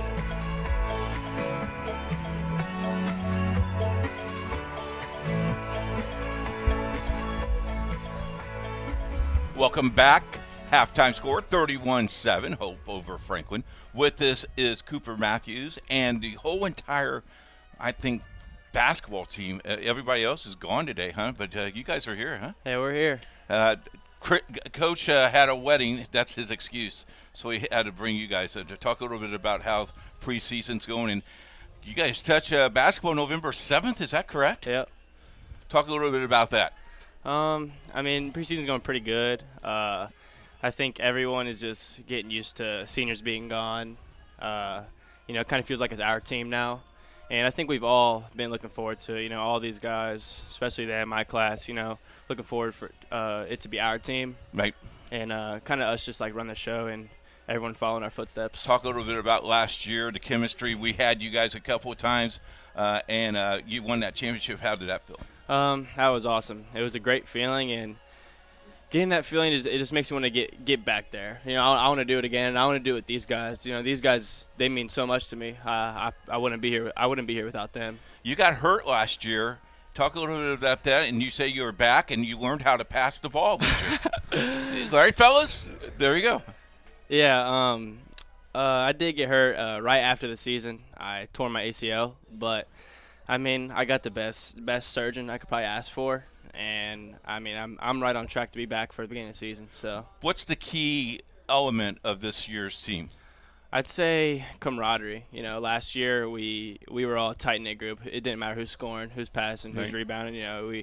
We all wanted to win, and if we could bring that same energy back, I mean, we could do it again. I really thought late in the game, your defense really took over late in the season. Won you a couple of games, especially up in Anderson, and I think that defense won you the championship last year. Yeah, I'd say our defense should be good again. We got LeBron, Braylon. LeBron, raise your hand. Bray. Okay. Bray. Jesse. Bev. They're all scared. Fellas, it's okay. It's national TV. It's okay. I mean, you just look at them. We have so much more size than last year. And they look cute this year. They're buffed. Yeah, they've been in the weight room all summer. We've been in the gym. We've been working out. So. I can tell, especially this dude. He's got buffed a little bit. Yeah, we're ready, man. I mean, we have more size, more length, more strength. I mean, we should be the most athletic team in the conference. How's the freshman class coming in? Are they understanding their role that give you the ball to the upperclassmen? Yeah, I think they understand their role. I think they're trying to follow in our footsteps. Ask us questions, just get used to everything. But we'll be good role models. We'll be good leaders for them for sure. Troy Derigowski did most of the play-by-play for you guys. Mm-hmm. He took a lot of credit for those games. He's doing camera today. He's gloating over there saying, yeah, that's my team. What would be the key that you would tell Troy? Who should we watch for, or should we watch for all the five guys on the floor because all of them can shoot? I'd say you should watch for all of us because any one of these guys can catch a body any second. I mean, we jump out the gym. I mean, we're everywhere all at once, so – yeah, I'd say look out for all of us. You're excited about this season. I am. These are my guys, man. We've been waiting 2 years for us to all start at the same time, us to get out there together. So I think we're ready. November 7th, you play who? And then you play on November 8th. Is that correct? Yeah, it goes Olivet Hope. Okay. Oh, you got Hope. Yeah. Tough team. Yeah, we'll be ready. Olivet will be pretty good this year. Uh-huh. Maybe we'll catch that first game of the year. Yeah, it'd be nice. I know you play Hope the same time there's a game on Friday night, and then there's a football game on Saturday. Yeah. Nice little doubleheader for the fans. Yeah, for sure. I mean, it should be thick. It should be a lot of people. Students should be packed. It should be a pretty fun weekend. We'll get our championship rings from last year, so, yeah, it should be good. Did you get mine? Yeah, I got yours. Yeah, I got size yours. 9. Yeah. Man, you're the man. Last thing, Coach is not going to probably be watching this later. Go ahead and scold him. Coach, it's ridiculous you're not here right now. I mean, a wedding. We'll let you slide, Coach. It's all right. We'll take a break. When we come back, we got a lot more for you. It's halftime. The score 31-7.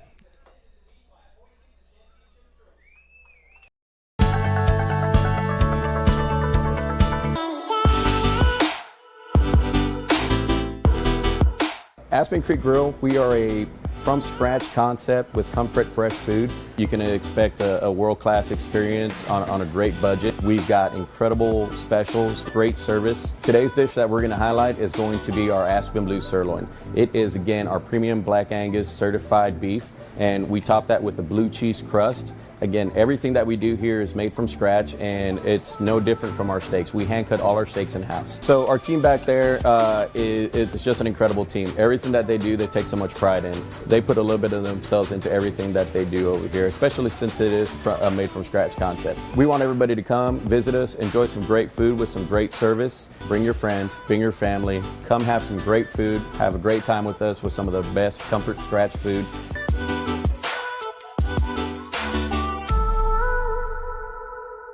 Countdown 3, 2, 1.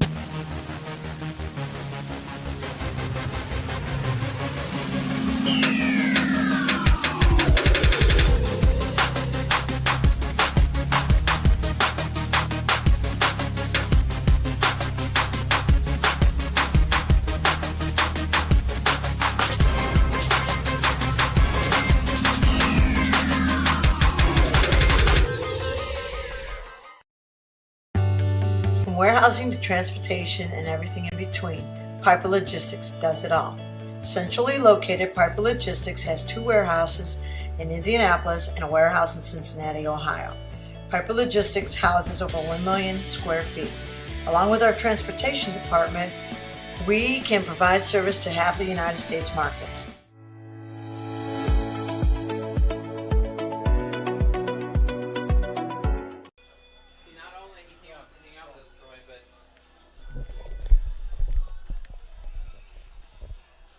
Welcome back to Fott Stadium at Franklin College. Still at halftime, 31-7 is your score. Coming into the second half of action, Graham Nash and Nathaniel Finch with you here. Nathaniel, let's just recap a little bit. 31-7 right now the score. 15 first downs for Hope, only 7 for Franklin. Felt like that offense for the Grizzlies just went a little bit cold after the first offensive drive. And they started so hot, did the Grizzlies. Everything was firing on all cylinders those first couple of drives. The end of the second drive, the wind and the weather, and then eventually the rain came in and just absolutely stalled the Grizzlies. Hope found a way to work through it, still had the short passing game and intermediate passing game working, and it worked to their favor. Franklin loves to air it out deep, but when that rain came, it just really made things dry up for the Grizzlies. So it went from being a, oh, hey, we're about to have a thriller of a football game to now Hope's running away with it. The question is, now that the rain is gone, the sun's going to come out, things are going to dry up. Can Franklin get back to their ways of airing the ball out under Mike Leonard? We'll see if they can make this a football game. Other thing that we were talking about a lot is the difference in rushing yards in that first half. For Hope, 89 yards on the ground. For Franklin, only 20. Both of these teams really relied on the air game, but Franklin couldn't quite establish that run game enough to really sell that play action pass and get some guys open. But Hope certainly could, so that's how we saw. So not only just the play action was working, but just the pass rush is dampered when you have to account for, okay, well, the running back could take it and run up right behind us. That's not the case for Franklin. They're not too. I don't think Hope is too worried about the run game for Franklin. That can change. There's still plenty of time left in this ball game. It's college football. There's so much time on the clock. You can still run the ball here, at least for the first couple of drives. See if you can establish something if you're Franklin. Just go block up front. See if you can't go, 6-7 yards a carry, and all of a sudden you're going to really make this pass rush slow down, but it's going to be tough because when you're down on the scoreboard, 1, you don't want to run the ball. You want to air the ball out and get it to the end zone quickly. But 2, I mean, these edge rushers are just going to be teeing off on Kamichik. They're going to have their ears pinned back. They're not going to focus on the run game whatsoever. That's your chance, though. Screen passes, which we saw really Franklin struggled with, but went to quite a bit in the first half, and then see if you can't just run the ball right up the middle. Well, we just got a couple more minutes before second half of action is going to begin. We'll have you covered for the entire second half. We'll be back with you in just a moment on IndianaSRN.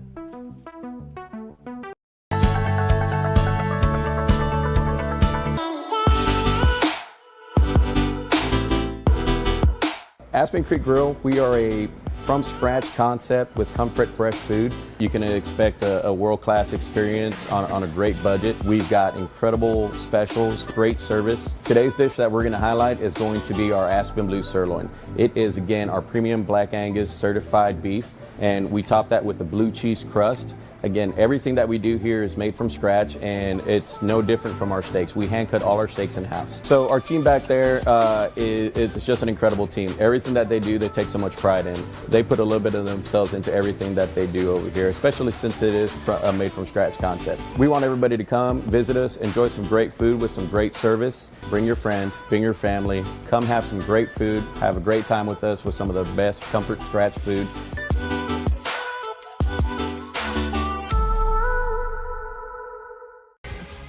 In today's rapidly evolving energy landscape, compliance is more than just a checklist. It's the foundation of operational reliability, safety, and trust. And here in Indianapolis, we're honored to be at the heart of that mission. We collaborate with asset owners, operators, helping them stay ahead of NERC standards and grid demands.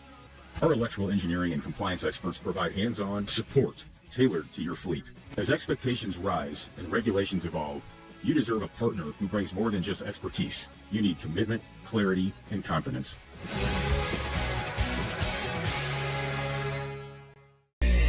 It's game day, a time to focus on the excitement and not to worry about your insurance coverage. With Indiana Farmers Insurance by your side, you can step onto the field or into the bleachers with true peace of mind, knowing your coverage is handled by local agents who care about your business, your auto, your home, and your farm as much as you do. Local insurance, local agents, here for you. Now that's what we call teamwork.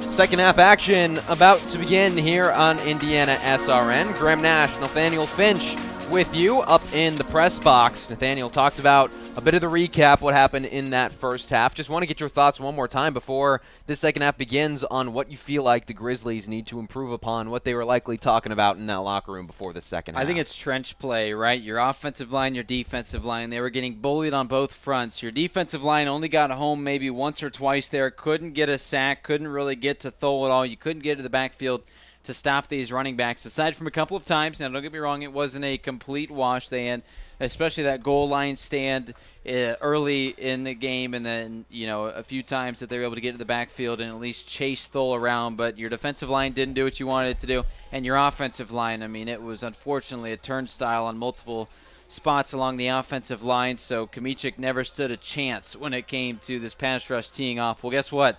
When you're down big in the second half, this pass rush is going to continue to tee off. You really need to make sure your offensive line kind of bucks up and starts to make some blocks, and your defensive line finds a way to get that heel in the ground and just take off running. You see these big boys right here are going to be key today, and see if this offense can't get back to it. You don't need to make drastic changes. You don't need to throw your playbook out the window. You don't need to think that everything you've done all fall has been a wash. You still have a chance to come out here and play some good football. You just have to first improve on the trench play, improve on the little things, and then see where that leads you. You mentioned how there's been a good pass rush on Kamichik. He really hasn't had much time. Franklin has done a pretty good job rushing Alex Thole, but man, Thole's got some wheels. He's been finding ways to spin out of it. That pass rush for Franklin is going to need to do a better job containing. Yeah, a couple times they've gotten quickly into the backfield, but they haven't, like you said, contained the quarterback. So you let maybe the left side of the line doesn't get home, but everybody outright does. Well, it's easy. You just run left to where you have open grass and you get past the pass rush. If they can make sure your edge rushers are able to both kind of get home and stay on the outside, and you have some sort of pass rush coming from the middle, that is how you get to a good quarterback. But if it's only 2 to 3 guys getting into the backfield, he's going to run out of it every time. Well, the clouds have parted. The sun has shined down back on Fott Stadium. We are going to take another quick break before the second half of action begins on Indiana SRN. It looks like Can't get to a computer? Then we've got you covered. Just go to the IndianaSRN app and stay up to date with all of your favorite teams. You can watch live coverage or relive the experience with our on-demand service.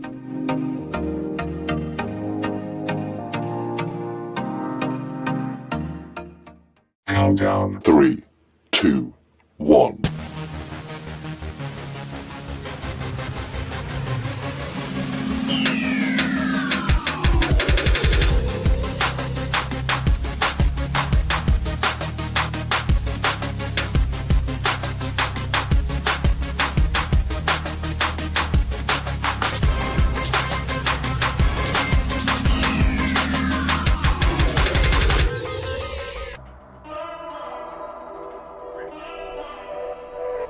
Welcome back to Fott Stadium on the campus of Franklin College. 31-7 is the score as the second half lingers, getting closer and closer.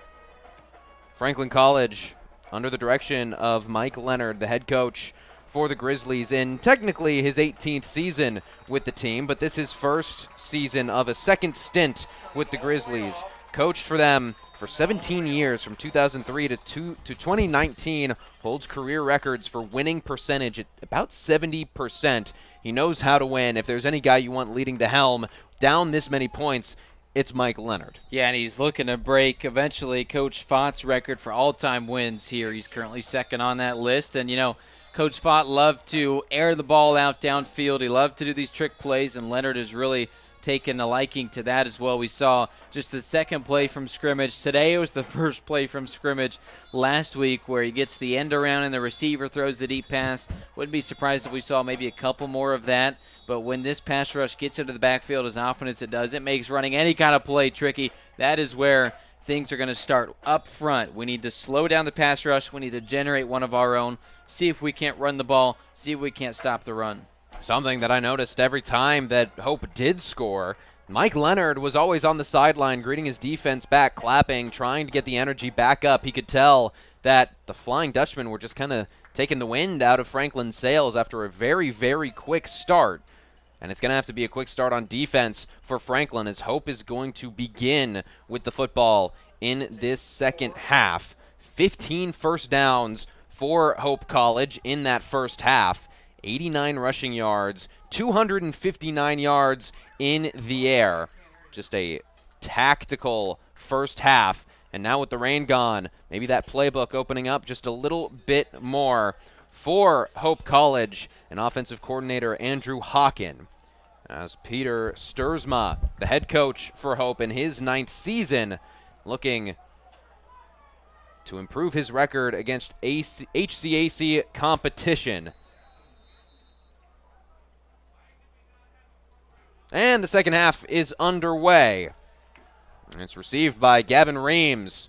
Reams with a couple blockers, but the Grizzlies right there to bring him down. All right, here's job number one. You want to come back down by 24. Well, you got to make a stop first. Come out here, make a stop. If it's a 3 and out, if it's a 6-7 play drive, whatever you got to do to make a stop, and then let your offense get going. Quarterback for Hope put on a completion percentage clinic. Alex Thole, 16 for 17 through the air, around 94% completion, 259 yards, 2 touchdowns in the air. Got one with his legs as well. And a game long of 62 yards. Coming off a very, very strong first game of the season against Loras College. Threw for 305 yards, and he has picked up right where he left off. And handed off on the first play to Motter, who swallowed at the line of scrimmage, the D-line, with a nice first play for Franklin. Yeah, Martell's kind of your top running back, but they continue to give it to Motter, who's had a couple explosive receptions last week. He can run the ball as well. They like him at running back. But I wouldn't be surprised if we see more of Martell here in the second half as well. At least as long as the starters are in the game, he had plenty of success. And, it's just been kind of slow going for Motter.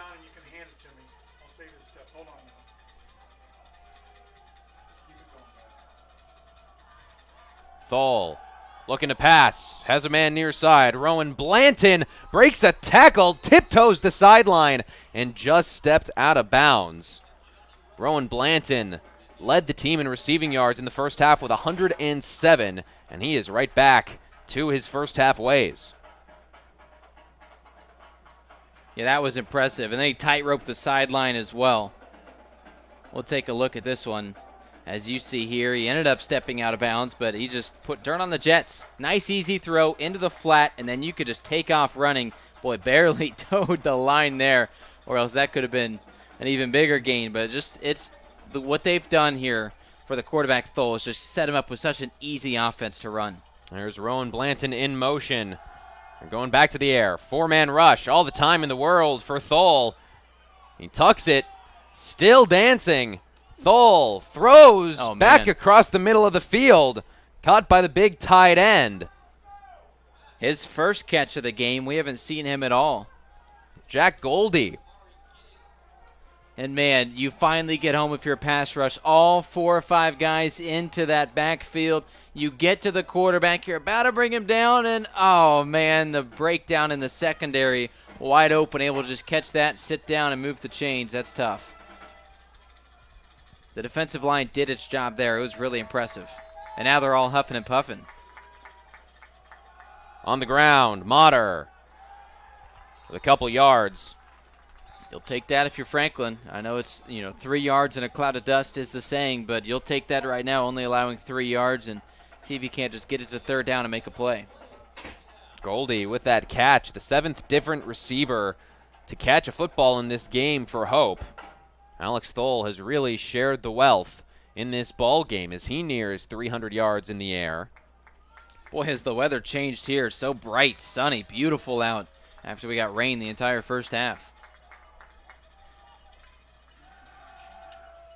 5-man rush and a quick throw caught by Trevor Griffiths. Griffiths has some space, cuts back, and finally the Grizzlies able to pull him down.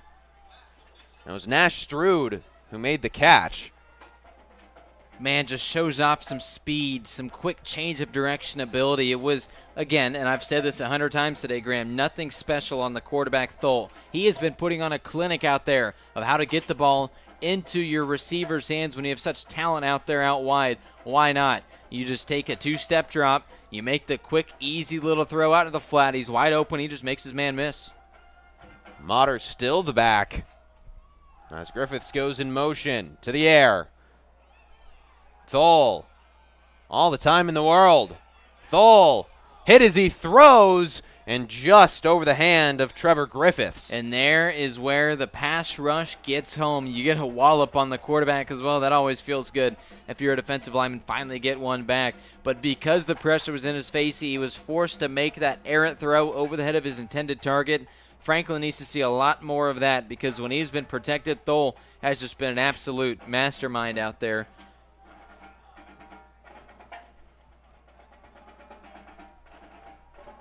Second down and 10. Well into the red zone. Hand off. Martell has space. And there's the number 1 back for Hope, putting his head down. Martell, 9 carries in the first half, 40 yards to lead the team. Also had a touchdown, one of 2 rushing touchdowns in that first half. Thole was the other. And now it's a big-time opportunity here for Franklin. Make a stop here and see if you can't get off the field.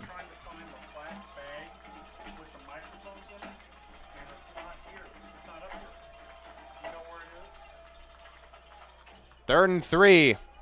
Snap it straight to the runner. And it's a first down. Did not get into the end zone. That was not Thole. That was Jonathan Pittman, third-string quarterback. Yeah, that was impressive. He comes in, big, strong guy, able to make that play. And Pittman will stay in the game. Clearly a dual-threat quarterback. Yeah, continue to let him run the ball here. And they will. He's got a couple blockers, and he's into the end zone. Hope picks up right where it left off in the first half. charges down the field and scores on their first offensive drive of the second half. And now we see the new wrinkle. Let Pittman come in there and make a couple of plays with the quarterback keepers. We've seen Thole able to do that. Why not let, another big guy come in and just pound it up front? When it looked like Franklin had a chance to get off the field, I know it's short yardage. It was going to be tough. Balcon puts it through. 38-7. Hope leads Franklin on IndianaSRN.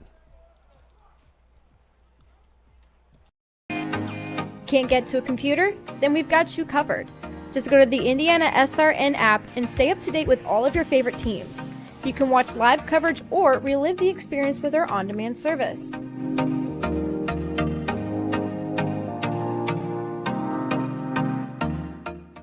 Countdown 3, 2, 1.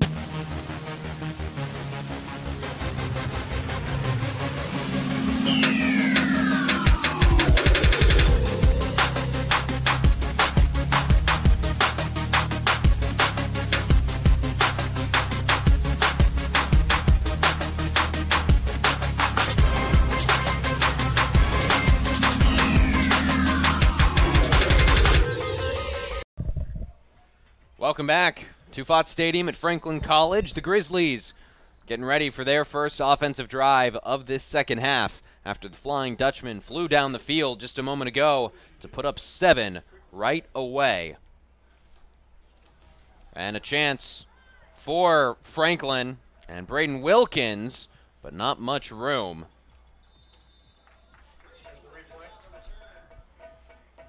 Yeah, take a look at this touchdown, just overpowering this defensive front. And, of course, it helps when you have lead blockers the way that he did. How about the running back there, A.J. Martell, making a block? But even if someone met him in the gap there, he's got enough power to be able to shed through a tackle or two. So Marshall Kmichik comes back out with the offense. Kmichik 9 for 23 in the first half. Completion percentage was down, but got to consider all the rain, the issues that some of the receivers were having holding on to the football. Yeah, now it's time to air the ball out. And they're doing that. Right over the middle, caught by Jace Moore. That's a good start. You have time. Your pocket holds up. It's nice and clean. You're able to make the quick throw. You don't need to go 50 yards downfield every play. Let's just get these confidence boosters in. Let's gain 8 or 9 yards as they do here and just continue to find the shots when they're there. Feels like those slants, those crossing routes, quick out routes, that's going to be what can help them get back into this ball game because sitting in the pocket has not really worked for Kmichik. Well, and we've certainly seen it with Thole on the other end. When your playmakers are so talented, your line holds up. We're not asking you to, run 30 yards to the right and throw 40 yards to the left. Just stand in the pocket, make the quick throw. You don't need to wait and read the defense too much. Just quick throw. Back to the air, screen pass. Near side, Fonda moves the chains. And he's a guy that needs about 6 more catches right now than what he has. You need to feed him. You need to continue to give him the ball. Another example, let's just make life easy here.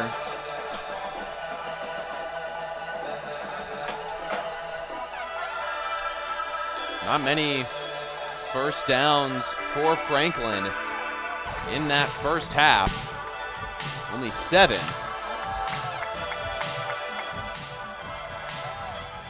And they get a very, very quick one.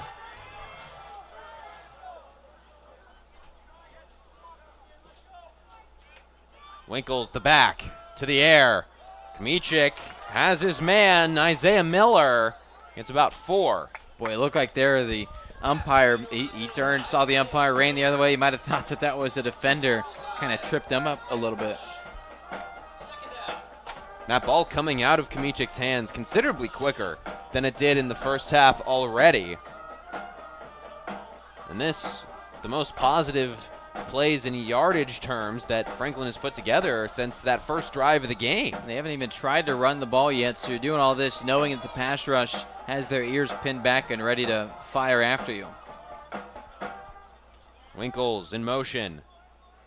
Back to the air, 4-man rush. Kmichik in trouble. He's pulled down inside the 25. Yeah, that time you send all your receivers deep, so you have no one to dump the ball off to. The pass rush immediately gets home, just blows by the offensive line. and you have no chance there. If he tossed it, that would have been intentional grounding. He kind of had to take the sack there. He had no other option because there's nobody to throw the ball to. They're all so far downfield with their long developing routes. 3rd and 19 for the Franklin Grizzlies after they had 2nd and medium. And another one of those situations where the longer Kmiecic sits back trying to regain all this yardage, the more time the pass rush has. 3-man rush. Kmiecic in trouble again. Man. And a sack from Liam Danitz. Back-to-back sacks, and there's just no way to block these guys right now. They're letting them right into the backfield, and, man, that has to be so demoralizing for an offense. You march halfway down the field, and you get to the 40-yard line, and then you're all the way back inside your own 22 plays later. And now if you're the quarterback in Kmiecic, you're going to be out there running around like a deer in the headlights. You're going to be looking for the worst to happen because of that. That is tough. Ian Williamson back to punt with the punting team. Gavin Reams set to return the kick. Fair catch made. Just inside the 50. So Hope will start in its own territory, but will just take a couple of yards to get into Franklin's. It was an efficient first offensive drive for Alex Stoll, the QB, and this Hope offense.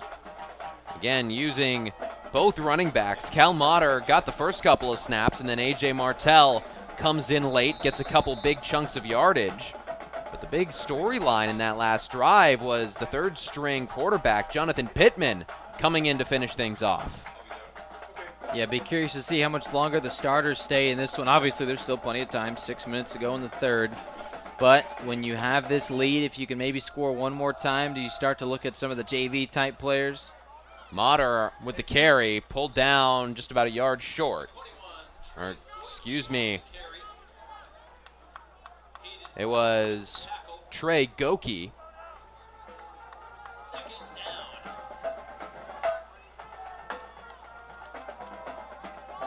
Goiki, a freshman, 5'9", 193, from White Lake, Michigan. What a week he had last week. 5 carries in garbage time, nearly 100 yards and a touchdown. He ripped off a 55-yarder. Play action, pressure comes, picked off! The Grizzlies get what they needed. A big defensive stand from DB Jace Dorsey. How about that? You finally get the turnover that you've been looking for. That was much needed for the Grizzlies.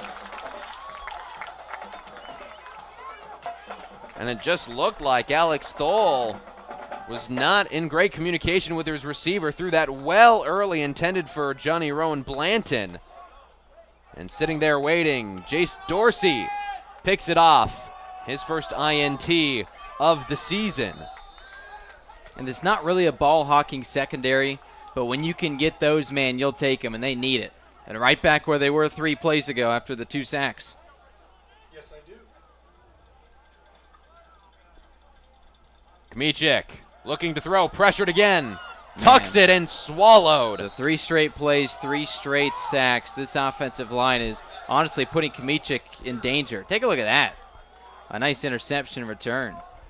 And that's a good way to increase morale after Hope has just come in to Fott Stadium and put up quite a few points. That's a good update there from our sideline reporter, Keith Myers.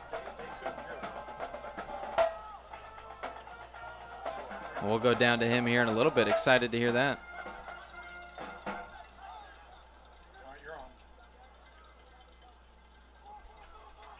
Moore in motion. Looking that way. Makes a man miss. Moore puts his head down. Gets a couple yards back. Still just shy of the original line of scrimmage. As we're going to throw it down to the third member of our crew, Keith Myers. It is beautiful down here, man. It's nice and sunny. The heat is hot, and I'm sweating like crazy. You look good down there, though, Keith. Look like you're taking care of yourself. Now, we thought you were blown away in the second quarter. Good to see you found your way back. I tell you what, with all that weight I lost the last couple of weeks, I felt like defying none. Keith, we'll hear from you at the end of the third quarter. Cheer, chomp, and challenge. The Cheer Chomp Challenge. We're looking forward to it. 3rd and 11 for the Franklin Grizzlies.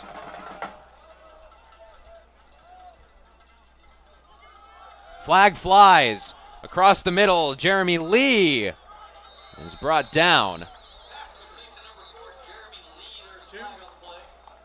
And referees signaling that it will be on Hope.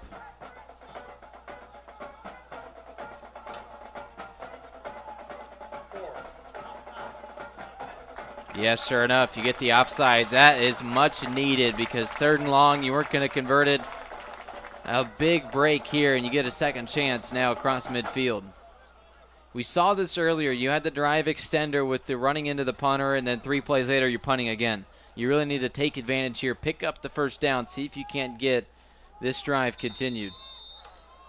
5-yard penalty, 3rd and 11, turns to 3rd and 6. A big break for Franklin and Marshall Kmichik. 4 backup receivers right now into the game. Now they still play plenty with the first team offense, but they're not the starters. Pressure comes from Hope. Across the middle, Jeremy Lee makes the catch again, and he's just tripped up short of the yard to gain. It'll be maybe a yard shy, but now you can run the ball, see if you can't pick up the 4th down. It's certainly a much better outcome than if you took the sack there.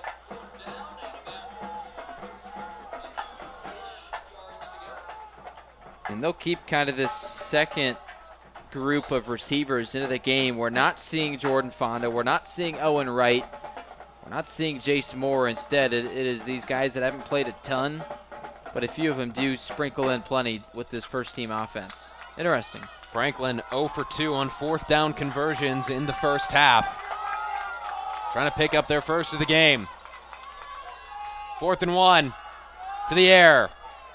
And it's caught by Braden Wilkins, who picks up more than necessary to move the chains. Yeah, well done there. Just another simple throw. We're going to get the running back out into the flat.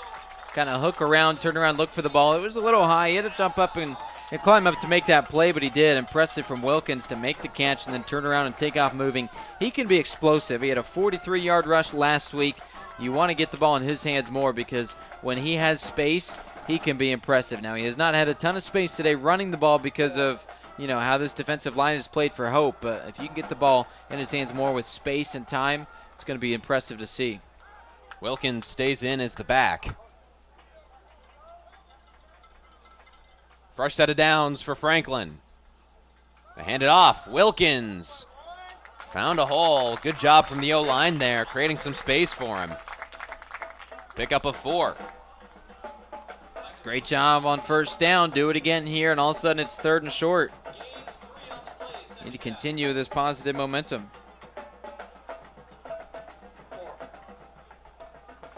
Again, Wilkins and the Franklin rushing crew struggling in this game. -5 rushing yards for the Grizzlies. It's been all air for Franklin. 208 yards in the air for Kmichik. 2nd and 7. Kmichik looking to throw over the middle, has Fonda. Jordan Fonda dives. And again, the chains will move just shy of the red zone. And now with a couple of plays off, Fonda and Wright both come into the game. They're fresh. They make the play, make a little guy miss. And now you're immediately back to the sideline. They're just platooning these wide receivers. And so far it's worked this drive. They're moving the ball well. And the Grizzlies going to have to take one more snap before the end of the 3rd. But the offense chugging along very nicely for Franklin, finding some movement against this Hope College defense that has been stellar. Only one safety over the top here. See if you can't go deep to the end zone. 5-man rush. Kmichik tucks and is brought down again. Man, that's tough. This time Wilkins does his job and chips the free rusher. But then 2 other guys get through. Man. And that is going to be how the 3rd quarter comes to a close. But still, Franklin College moving it a little bit better than it was early on in this 3rd quarter. As we are going to take some time now for the Cheer Chomp Challenge with our very own Coach Keith Myers. Coach. The cheerleaders are around her. Are you ready? Yes. Can you tell us about your name? My name's Sophia. And what grade are you? I'm a freshman at Franklin College. Where'd you go to high school? I went to Center Grove High School in Greenwood, Indiana. All right, is she going to get this right, guys? Here you go. Question number 1. What shape is the football? circle, round, square, or oval? I'm going to have to go with oval. That's very good. Number 2, what color is the penalty flag that the referee throws? Red, white, blue, or yellow? Yellow. That's correct. Last one. You ready? This is a big one. How long is the American football field, including the end zones? 100, 50, or 120? 120. That's correct. You got a gift certificate to Aspen Creek Grill. Enjoy it. It's in the Greenwood where you live. Back up to you guys. All right, Coach. Thank you very much. The Cheer Chomp Challenge. Always fun here at Franklin College, as the Grizzlies are going to look to complete what has been a stronger offensive drive than what they've been able to put together as of late. Yeah, and you hear the prize there for the cheerleaders, the Aspen Creek Grill gift cards. Boy, they were the great hosts of our Franklin and really HCAC preview show. Mike Leonard was there. This was about a week and a half ago. Love Aspen Creek Grill. Love what they provide for IndianaSRN. I do. Oh, man. I love the food, Keith. Powwow shrimp, anyone? It was amazing. Still waiting to... Keith, I hear you're taking us out after the game, right? You heard incorrectly. Oh, well. I think that's Troy Derogowski, our camera guy. Okay, I like that. Troy and Thack are doing great work on camera for us. Kmichik hit as he throws, has a man caught. He down, might be down just at the 1. short. No, they call it a touchdown. Jace Moore gets into the end zone for 6. It sure looked like he was down at the 1 there. But boy, umpire was right there. Solid touchdown. Need that, a big momentum builder. You find a way to make that long ball work. Second score of the day for the Grizzlies. And a great throw from Marshall Kmichik to top it off, just dropping one right into the bucket.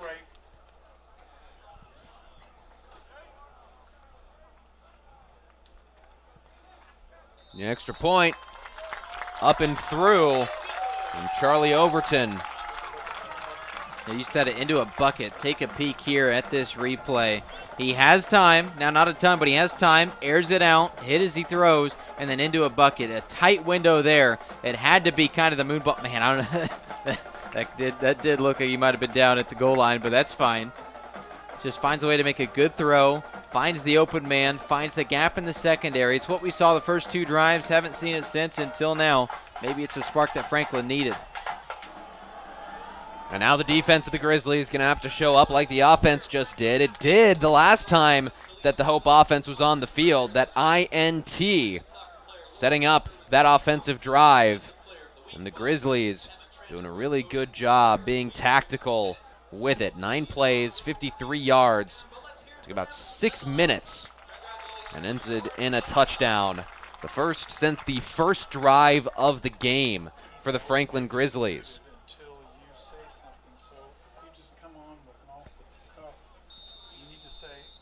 Gavin Reams back to receive the kickoff. Gets it at the 5. Reams with room up the middle. A couple blockers. Looked like he ran into his own guy. But still, good starting field position for Hope. Let's hear from our third member of our crew, Keith Myers. Hey, guys, that touchdown's huge. The sideline's a little bit more peppy. Yeah, this game really not out of reach yet. Plenty of time, as you said, Nathaniel. You know, college football, they really feel like they make a stop here and score again. They're in pretty good shape. Well, I didn't know Keith actually does listen to me. How about that? Thank you, Keith. I sure hope that that's the case. In terms of our viewing pleasures up here, Graham, seeing a tight game, always fun. Handoff. Thole gave it to the back. And a couple of hard-fought yards for the freshman, Trey Goike. So to Keith's point, if you can get a stop here, albeit now on 2nd down and short, but if you can get a couple stops here, you get the ball back, you go down and quickly score, and now all of a sudden you're cooking, you know, still with maybe 10 or so minutes left in the game. So we were wondering if Alex Thole was going to come out of the ball game in the 4th. He's stayed in despite bringing in Goike, who is the 3rd-string running back. The freshman. The freshman, that's right. They give it right back to him. Goike, met at the line of scrimmage, fights his way for maybe 1. Franklin defense making things interesting. One more stop, you get the ball back, and then anything's possible. Heard Coach Keith Myers say that the sideline got a lot of energy after that touchdown. It also gave the defense a nice break. 6 minutes to get that touchdown for the Grizzlies. And the defense looks a bit revitalized. And sometimes that's all you need. You just need 1 or 2 plays, and all of a sudden you're right back, and you feel like you're back in the game. Thole throws near side. And they have the first down. Seeing this so often, just the quick play. You get the ball into your receivers in space and let them just go gain enough yards. It's not a hard throw to make. It's not a hard read to make, and I'm sure he knew as soon as that ball was snapped, that's where I'm going. It was open, not by much, but by enough, and that's how you move the chains. It's been impressive what this offense can do. That was Thole's favorite target, Rowan Blanton. 7 receptions, 134 yards in this ball game. Handoff. Goike fights his way to about 4. Call it just a little bit shorter at 3. 4 different wide receivers for the Hope offense have multiple receptions. 7 total wide receivers, or just receivers in general, with a reception. And all but 1 are averaging double-digit yards per catch. It's impressive just how this offense has been called. They have taken so much off the shoulders of Thole and made it so easy for him. Goike up the middle again. And it sets up a 3rd and short. Another chance. If you can get a stop here, get a sack, get a stop, you can get the ball back. We saw there, you get the turnover on the last drive and it turns into points. See if you can't get a stop here and turn it into points.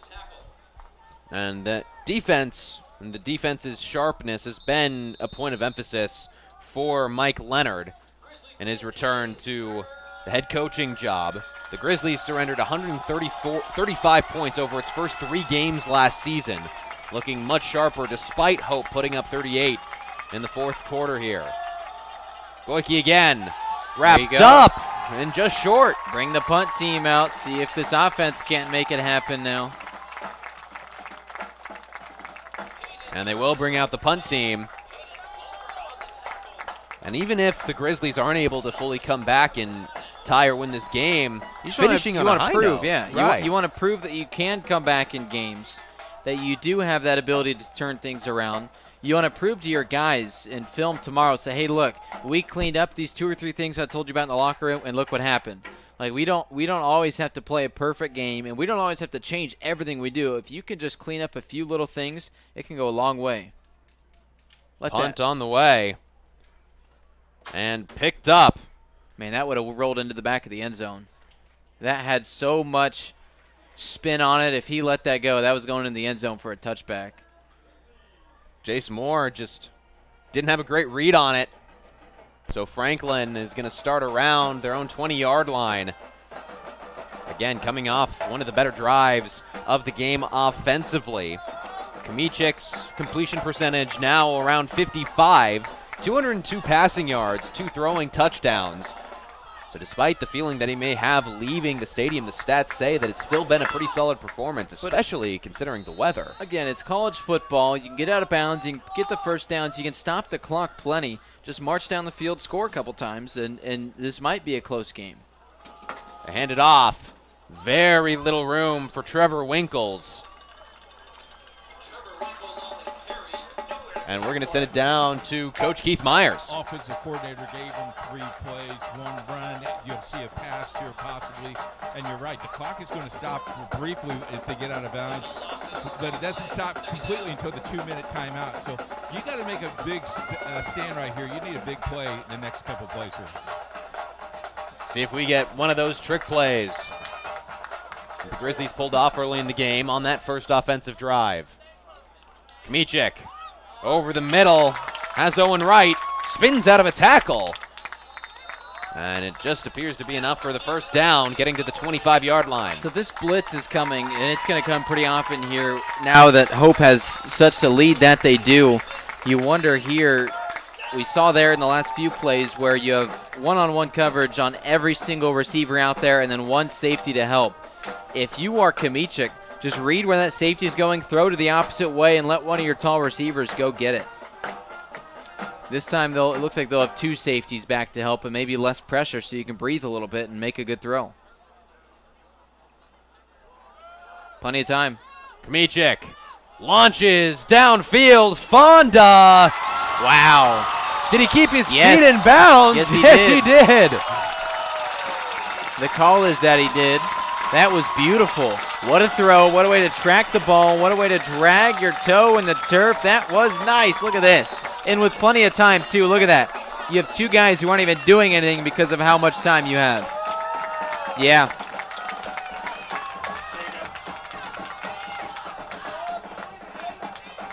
Keith, what'd you see down there? I tell you what, that's the big play they need, and I tell you what, he comes back off the field, and they're ready to go again. That's our coach, Nostradamus Myers.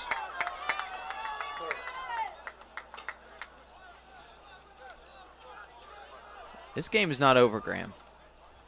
They hand it off. Winkles gets out of bounds. Pressured out there on the edge.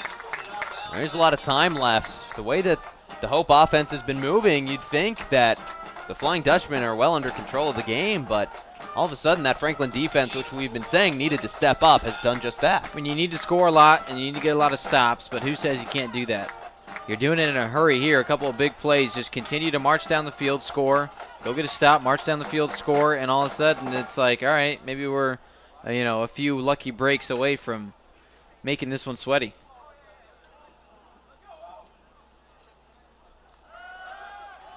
Kmiecic gets it out of his hands quickly. Lets Winkles do his work. But still can only get about a yard. Tyson Mann was quickly there to make the tackle. Yeah, I like the quick passes. You don't really want Kmiecic taking the 6-step drop and just airing it out too much. But you probably need to throw it past the line of scrimmage. How about these slants and quick hitters past the line of scrimmage as opposed to the screens? Because this defense has been flying around. They're getting to the ball quick, making these tackles. You want to throw it past the line of scrimmage, past the sticks. Kind of like what Thole's been doing all game on the other side. The Grizzlies 4 for 12 on 3rd downs in this game. Pressure comes. Kmiecic in trouble. Rolls out, gonna tuck it and run. Kmiecic has the first down. What a play from the sophomore quarterback And to move the chains. Dawson Slaughter makes a great block out there as well to allow him to pick up the first down. He probably would have been stopped short with 3 guys on him, but instead, the wide receiver does a little favor for his quarterback, keeps him clean. He slides down to move the chains. Wait a minute, Keith. Keith, what'd you say? I said if the baseball coach is watching, he probably could slide into second base pretty easily. We got motion to steal.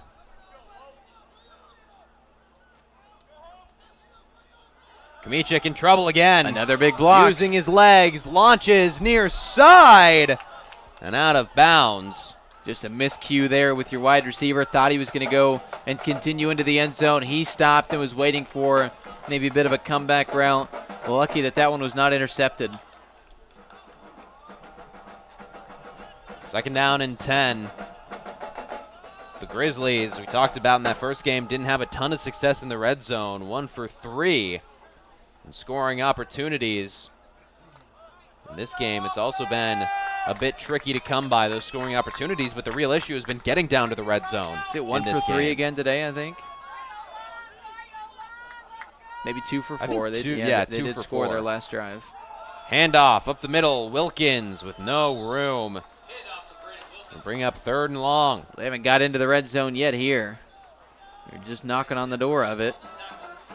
This is tough now that you're in 3rd and long. Haven't really seen this a ton this drive. It makes it a lot harder to pick this up when you need at least 7 yards here to set yourself up for a manageable 4th down attempt. Jeremy Lee comes into the ball game. He's been strong for Franklin in that receiver spot.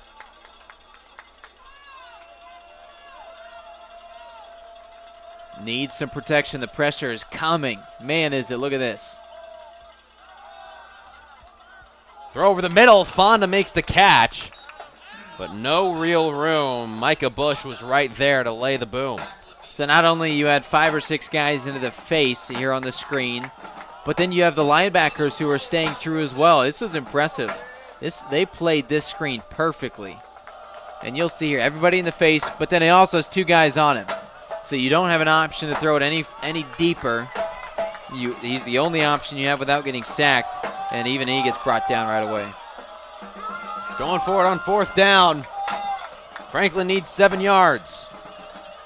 Pressure comes again from the edge, throwing just through the hands of Owen Wright. And man, he was tackled as he was diving for it. That was a great play on defense. Wright probably feels like he was cheated there, and now he's hurt. It was Lorenzo Vitti in coverage for Hope College.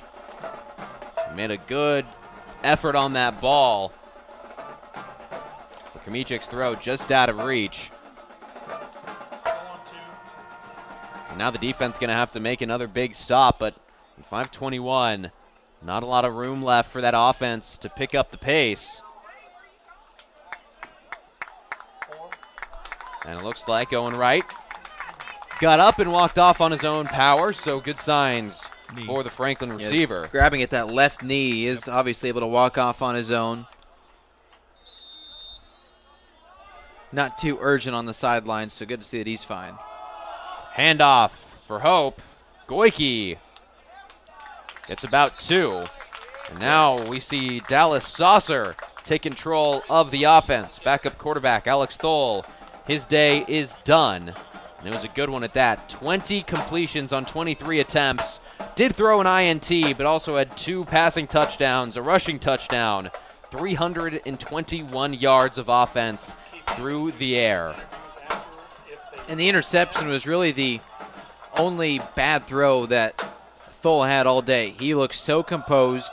He made so many great throws. He was just finding his guys open in the holes, in the pockets. It's not like he was just cocking it back and uncorking the 50, 60-yard bombs. He was just making the right read, making the right throws, doing it quickly, doing it before the pass rush got home. It was a clinic by the junior quarterback who is making his first few starts this season after sitting in a winning program at Grand Valley State, one of the top contenders in the Midwest region every single year in Division II. And he comes down to Division III, and he looks very sharp. 3rd down and 5 for Dallas Saucer, junior QB from Iowa, playing in his 2nd game of the 2025 season. To the air, the lefty has a man far side. It was the big tight end, Billy Sternberg. That moves the chains. And now if you're Hope, if you're the head coach, Peter Sturzma, why would you just go conservative, run the ball 3 times and punt? Why not? You have your second team in there. You know that you want to get them some experience because a lot of these guys will be playing next year and the year after. Or you want them, to be engaged because you want their services during the scout team all week. So let them go in there and get some burn. Let them air the ball out a little bit. See if you can't run an offense with these guys. And again, who knows? This quarterback could be only 1 play away from being the starter. So why not come out here and play aggressive? Goike cuts back the other way, or excuse me. That was not Goike. That was our first holding penalty today. Really, it's been clean in that regard. That was Mike Murphy, sophomore running back from Grand Rapids, Michigan. Waiting to see what the penalty is. Not many penalties in the game in general. Yeah, it's been clean. Not quite what Keith Myers saw last night in his high school football game. Yeah, okay, it's a face mask, so we're still awaiting our first holding penalty. This one, unfortunately, will go against the defense. So add insult to injury.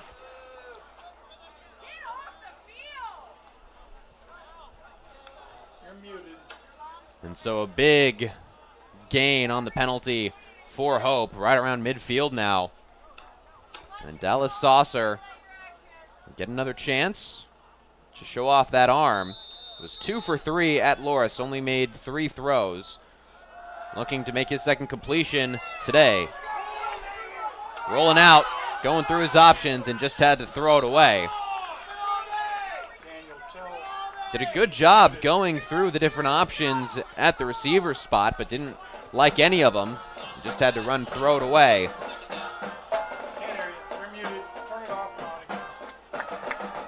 And so now we're really seeing some of those second and third team guys coming in for Hope. But still, Franklin with some of their better defenders out there trying to get those guys reps against a still very strong offense. Rushing far side, that was Noah Dunkel. Dang, he's still going. I've been really impressed with what this Hope offense has put together. I mean, the defense has obviously looked stout plenty throughout the game as well, but the offense has done it all, right? You have such great production on the ground, and then you have a passing game that just did not miss a beat. Obviously, when you can run the ball and establish that run, it makes life so much easier for your passing offense. But they've just been so impressive today. They've done it on all these different ways. The deep pass, the intermediate passes, you can run the ball well, play action has worked. There has not been one weakness that I've spotted in this Hope offense. The protection has been great up front. Really winning in the trenches today has Hope.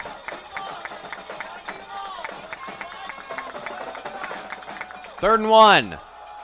Up the middle, Dunkel has plenty. Falls around the 30.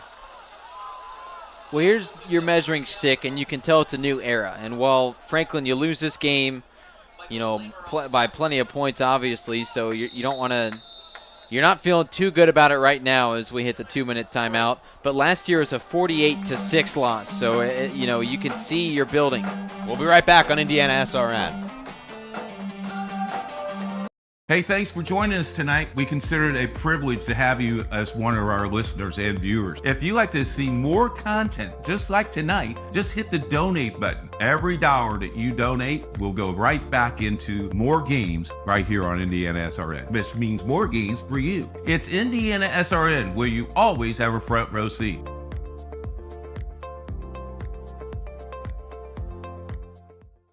This is the hotel breakfast. It looked different online. Do you children like eggs?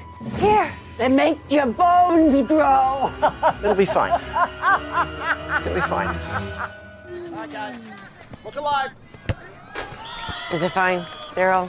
I'm starving. When free hot breakfast can make or break your day, it matters where you stay. Go get 'em. Hampton by Hilton. Hilton for the... Handoff up the middle as we return here at Franklin College. Oh, violent. How about that? You love some good violent but clean football. The running back lays some wood. He gets brought down with a hard hit from the linebacker. You love to see that. And everybody's safe. Dunkel will come out. He was the one on the carry. Mike Murphy back in for Hope. Murphy last week with those 55 yards, a pair of touchdowns. He looked good, 27-yard run. This is an offensive line, first and second team, that just opens up holes. Couple long trips for the Flying Dutchman. I'm sure they're excited to get back home next week, but you went to Dubuque, Iowa last week. Obviously here now in Franklin, Indiana, about a 4-hour drive from Holland in Michigan, just outside of Grand Rapids. Another big hit. Hop, a skip, and a jump for Mike Murphy. And this is the 18th ranked team in NCAA Division III. Starting 2 road games and getting those 2 big road wins feels like it could really increase some confidence going forward. Yeah, and this will be the 14th straight regular season game that Hope has won. As soon as this one goes final here in about one more play, and you could just see, I mean, they are putting together one heck of a program. Had their program best season last year, made the playoffs, won a playoff game.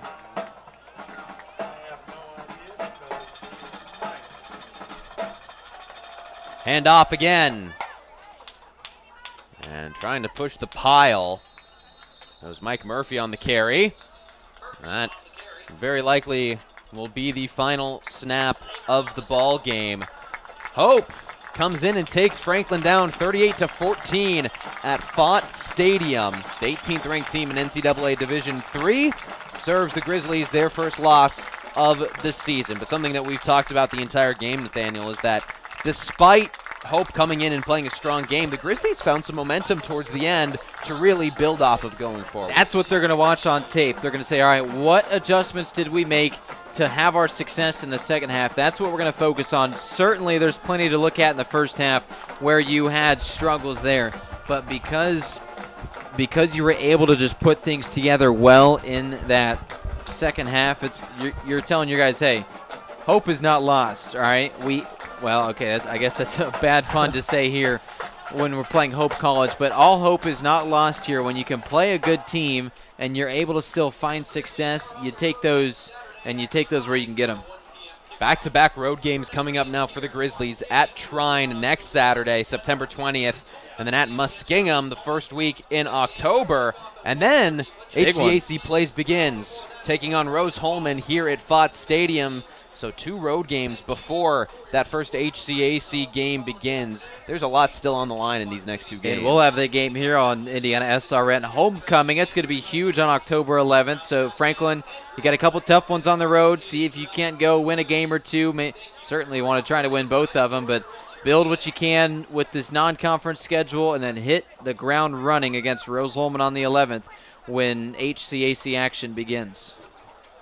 And we've got Coach Keith Myers with head coach of the Grizzlies, Mike Leonard.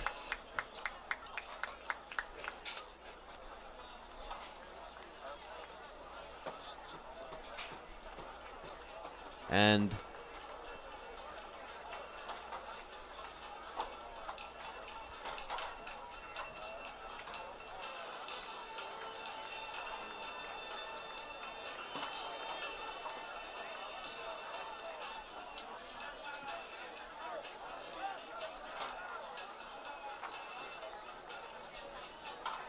all right, thank you very much, Coach Keith Myers and Coach Mike Leonard. In his second stint with the Franklin Grizzlies. A tough loss today, but as confident as ever in this team moving forward. That's going to do it for us here in IndianaSRN. Hope College takes down the Grizzlies 38-14.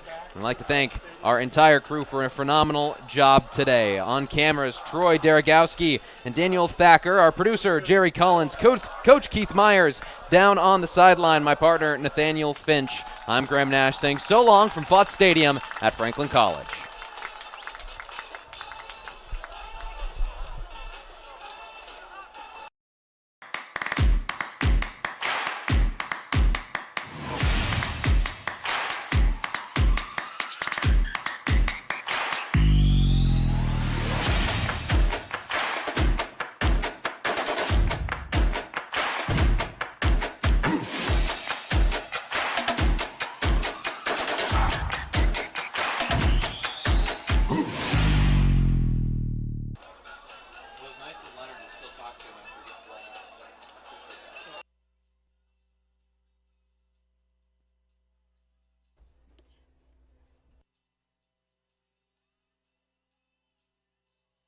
I'll stay and help.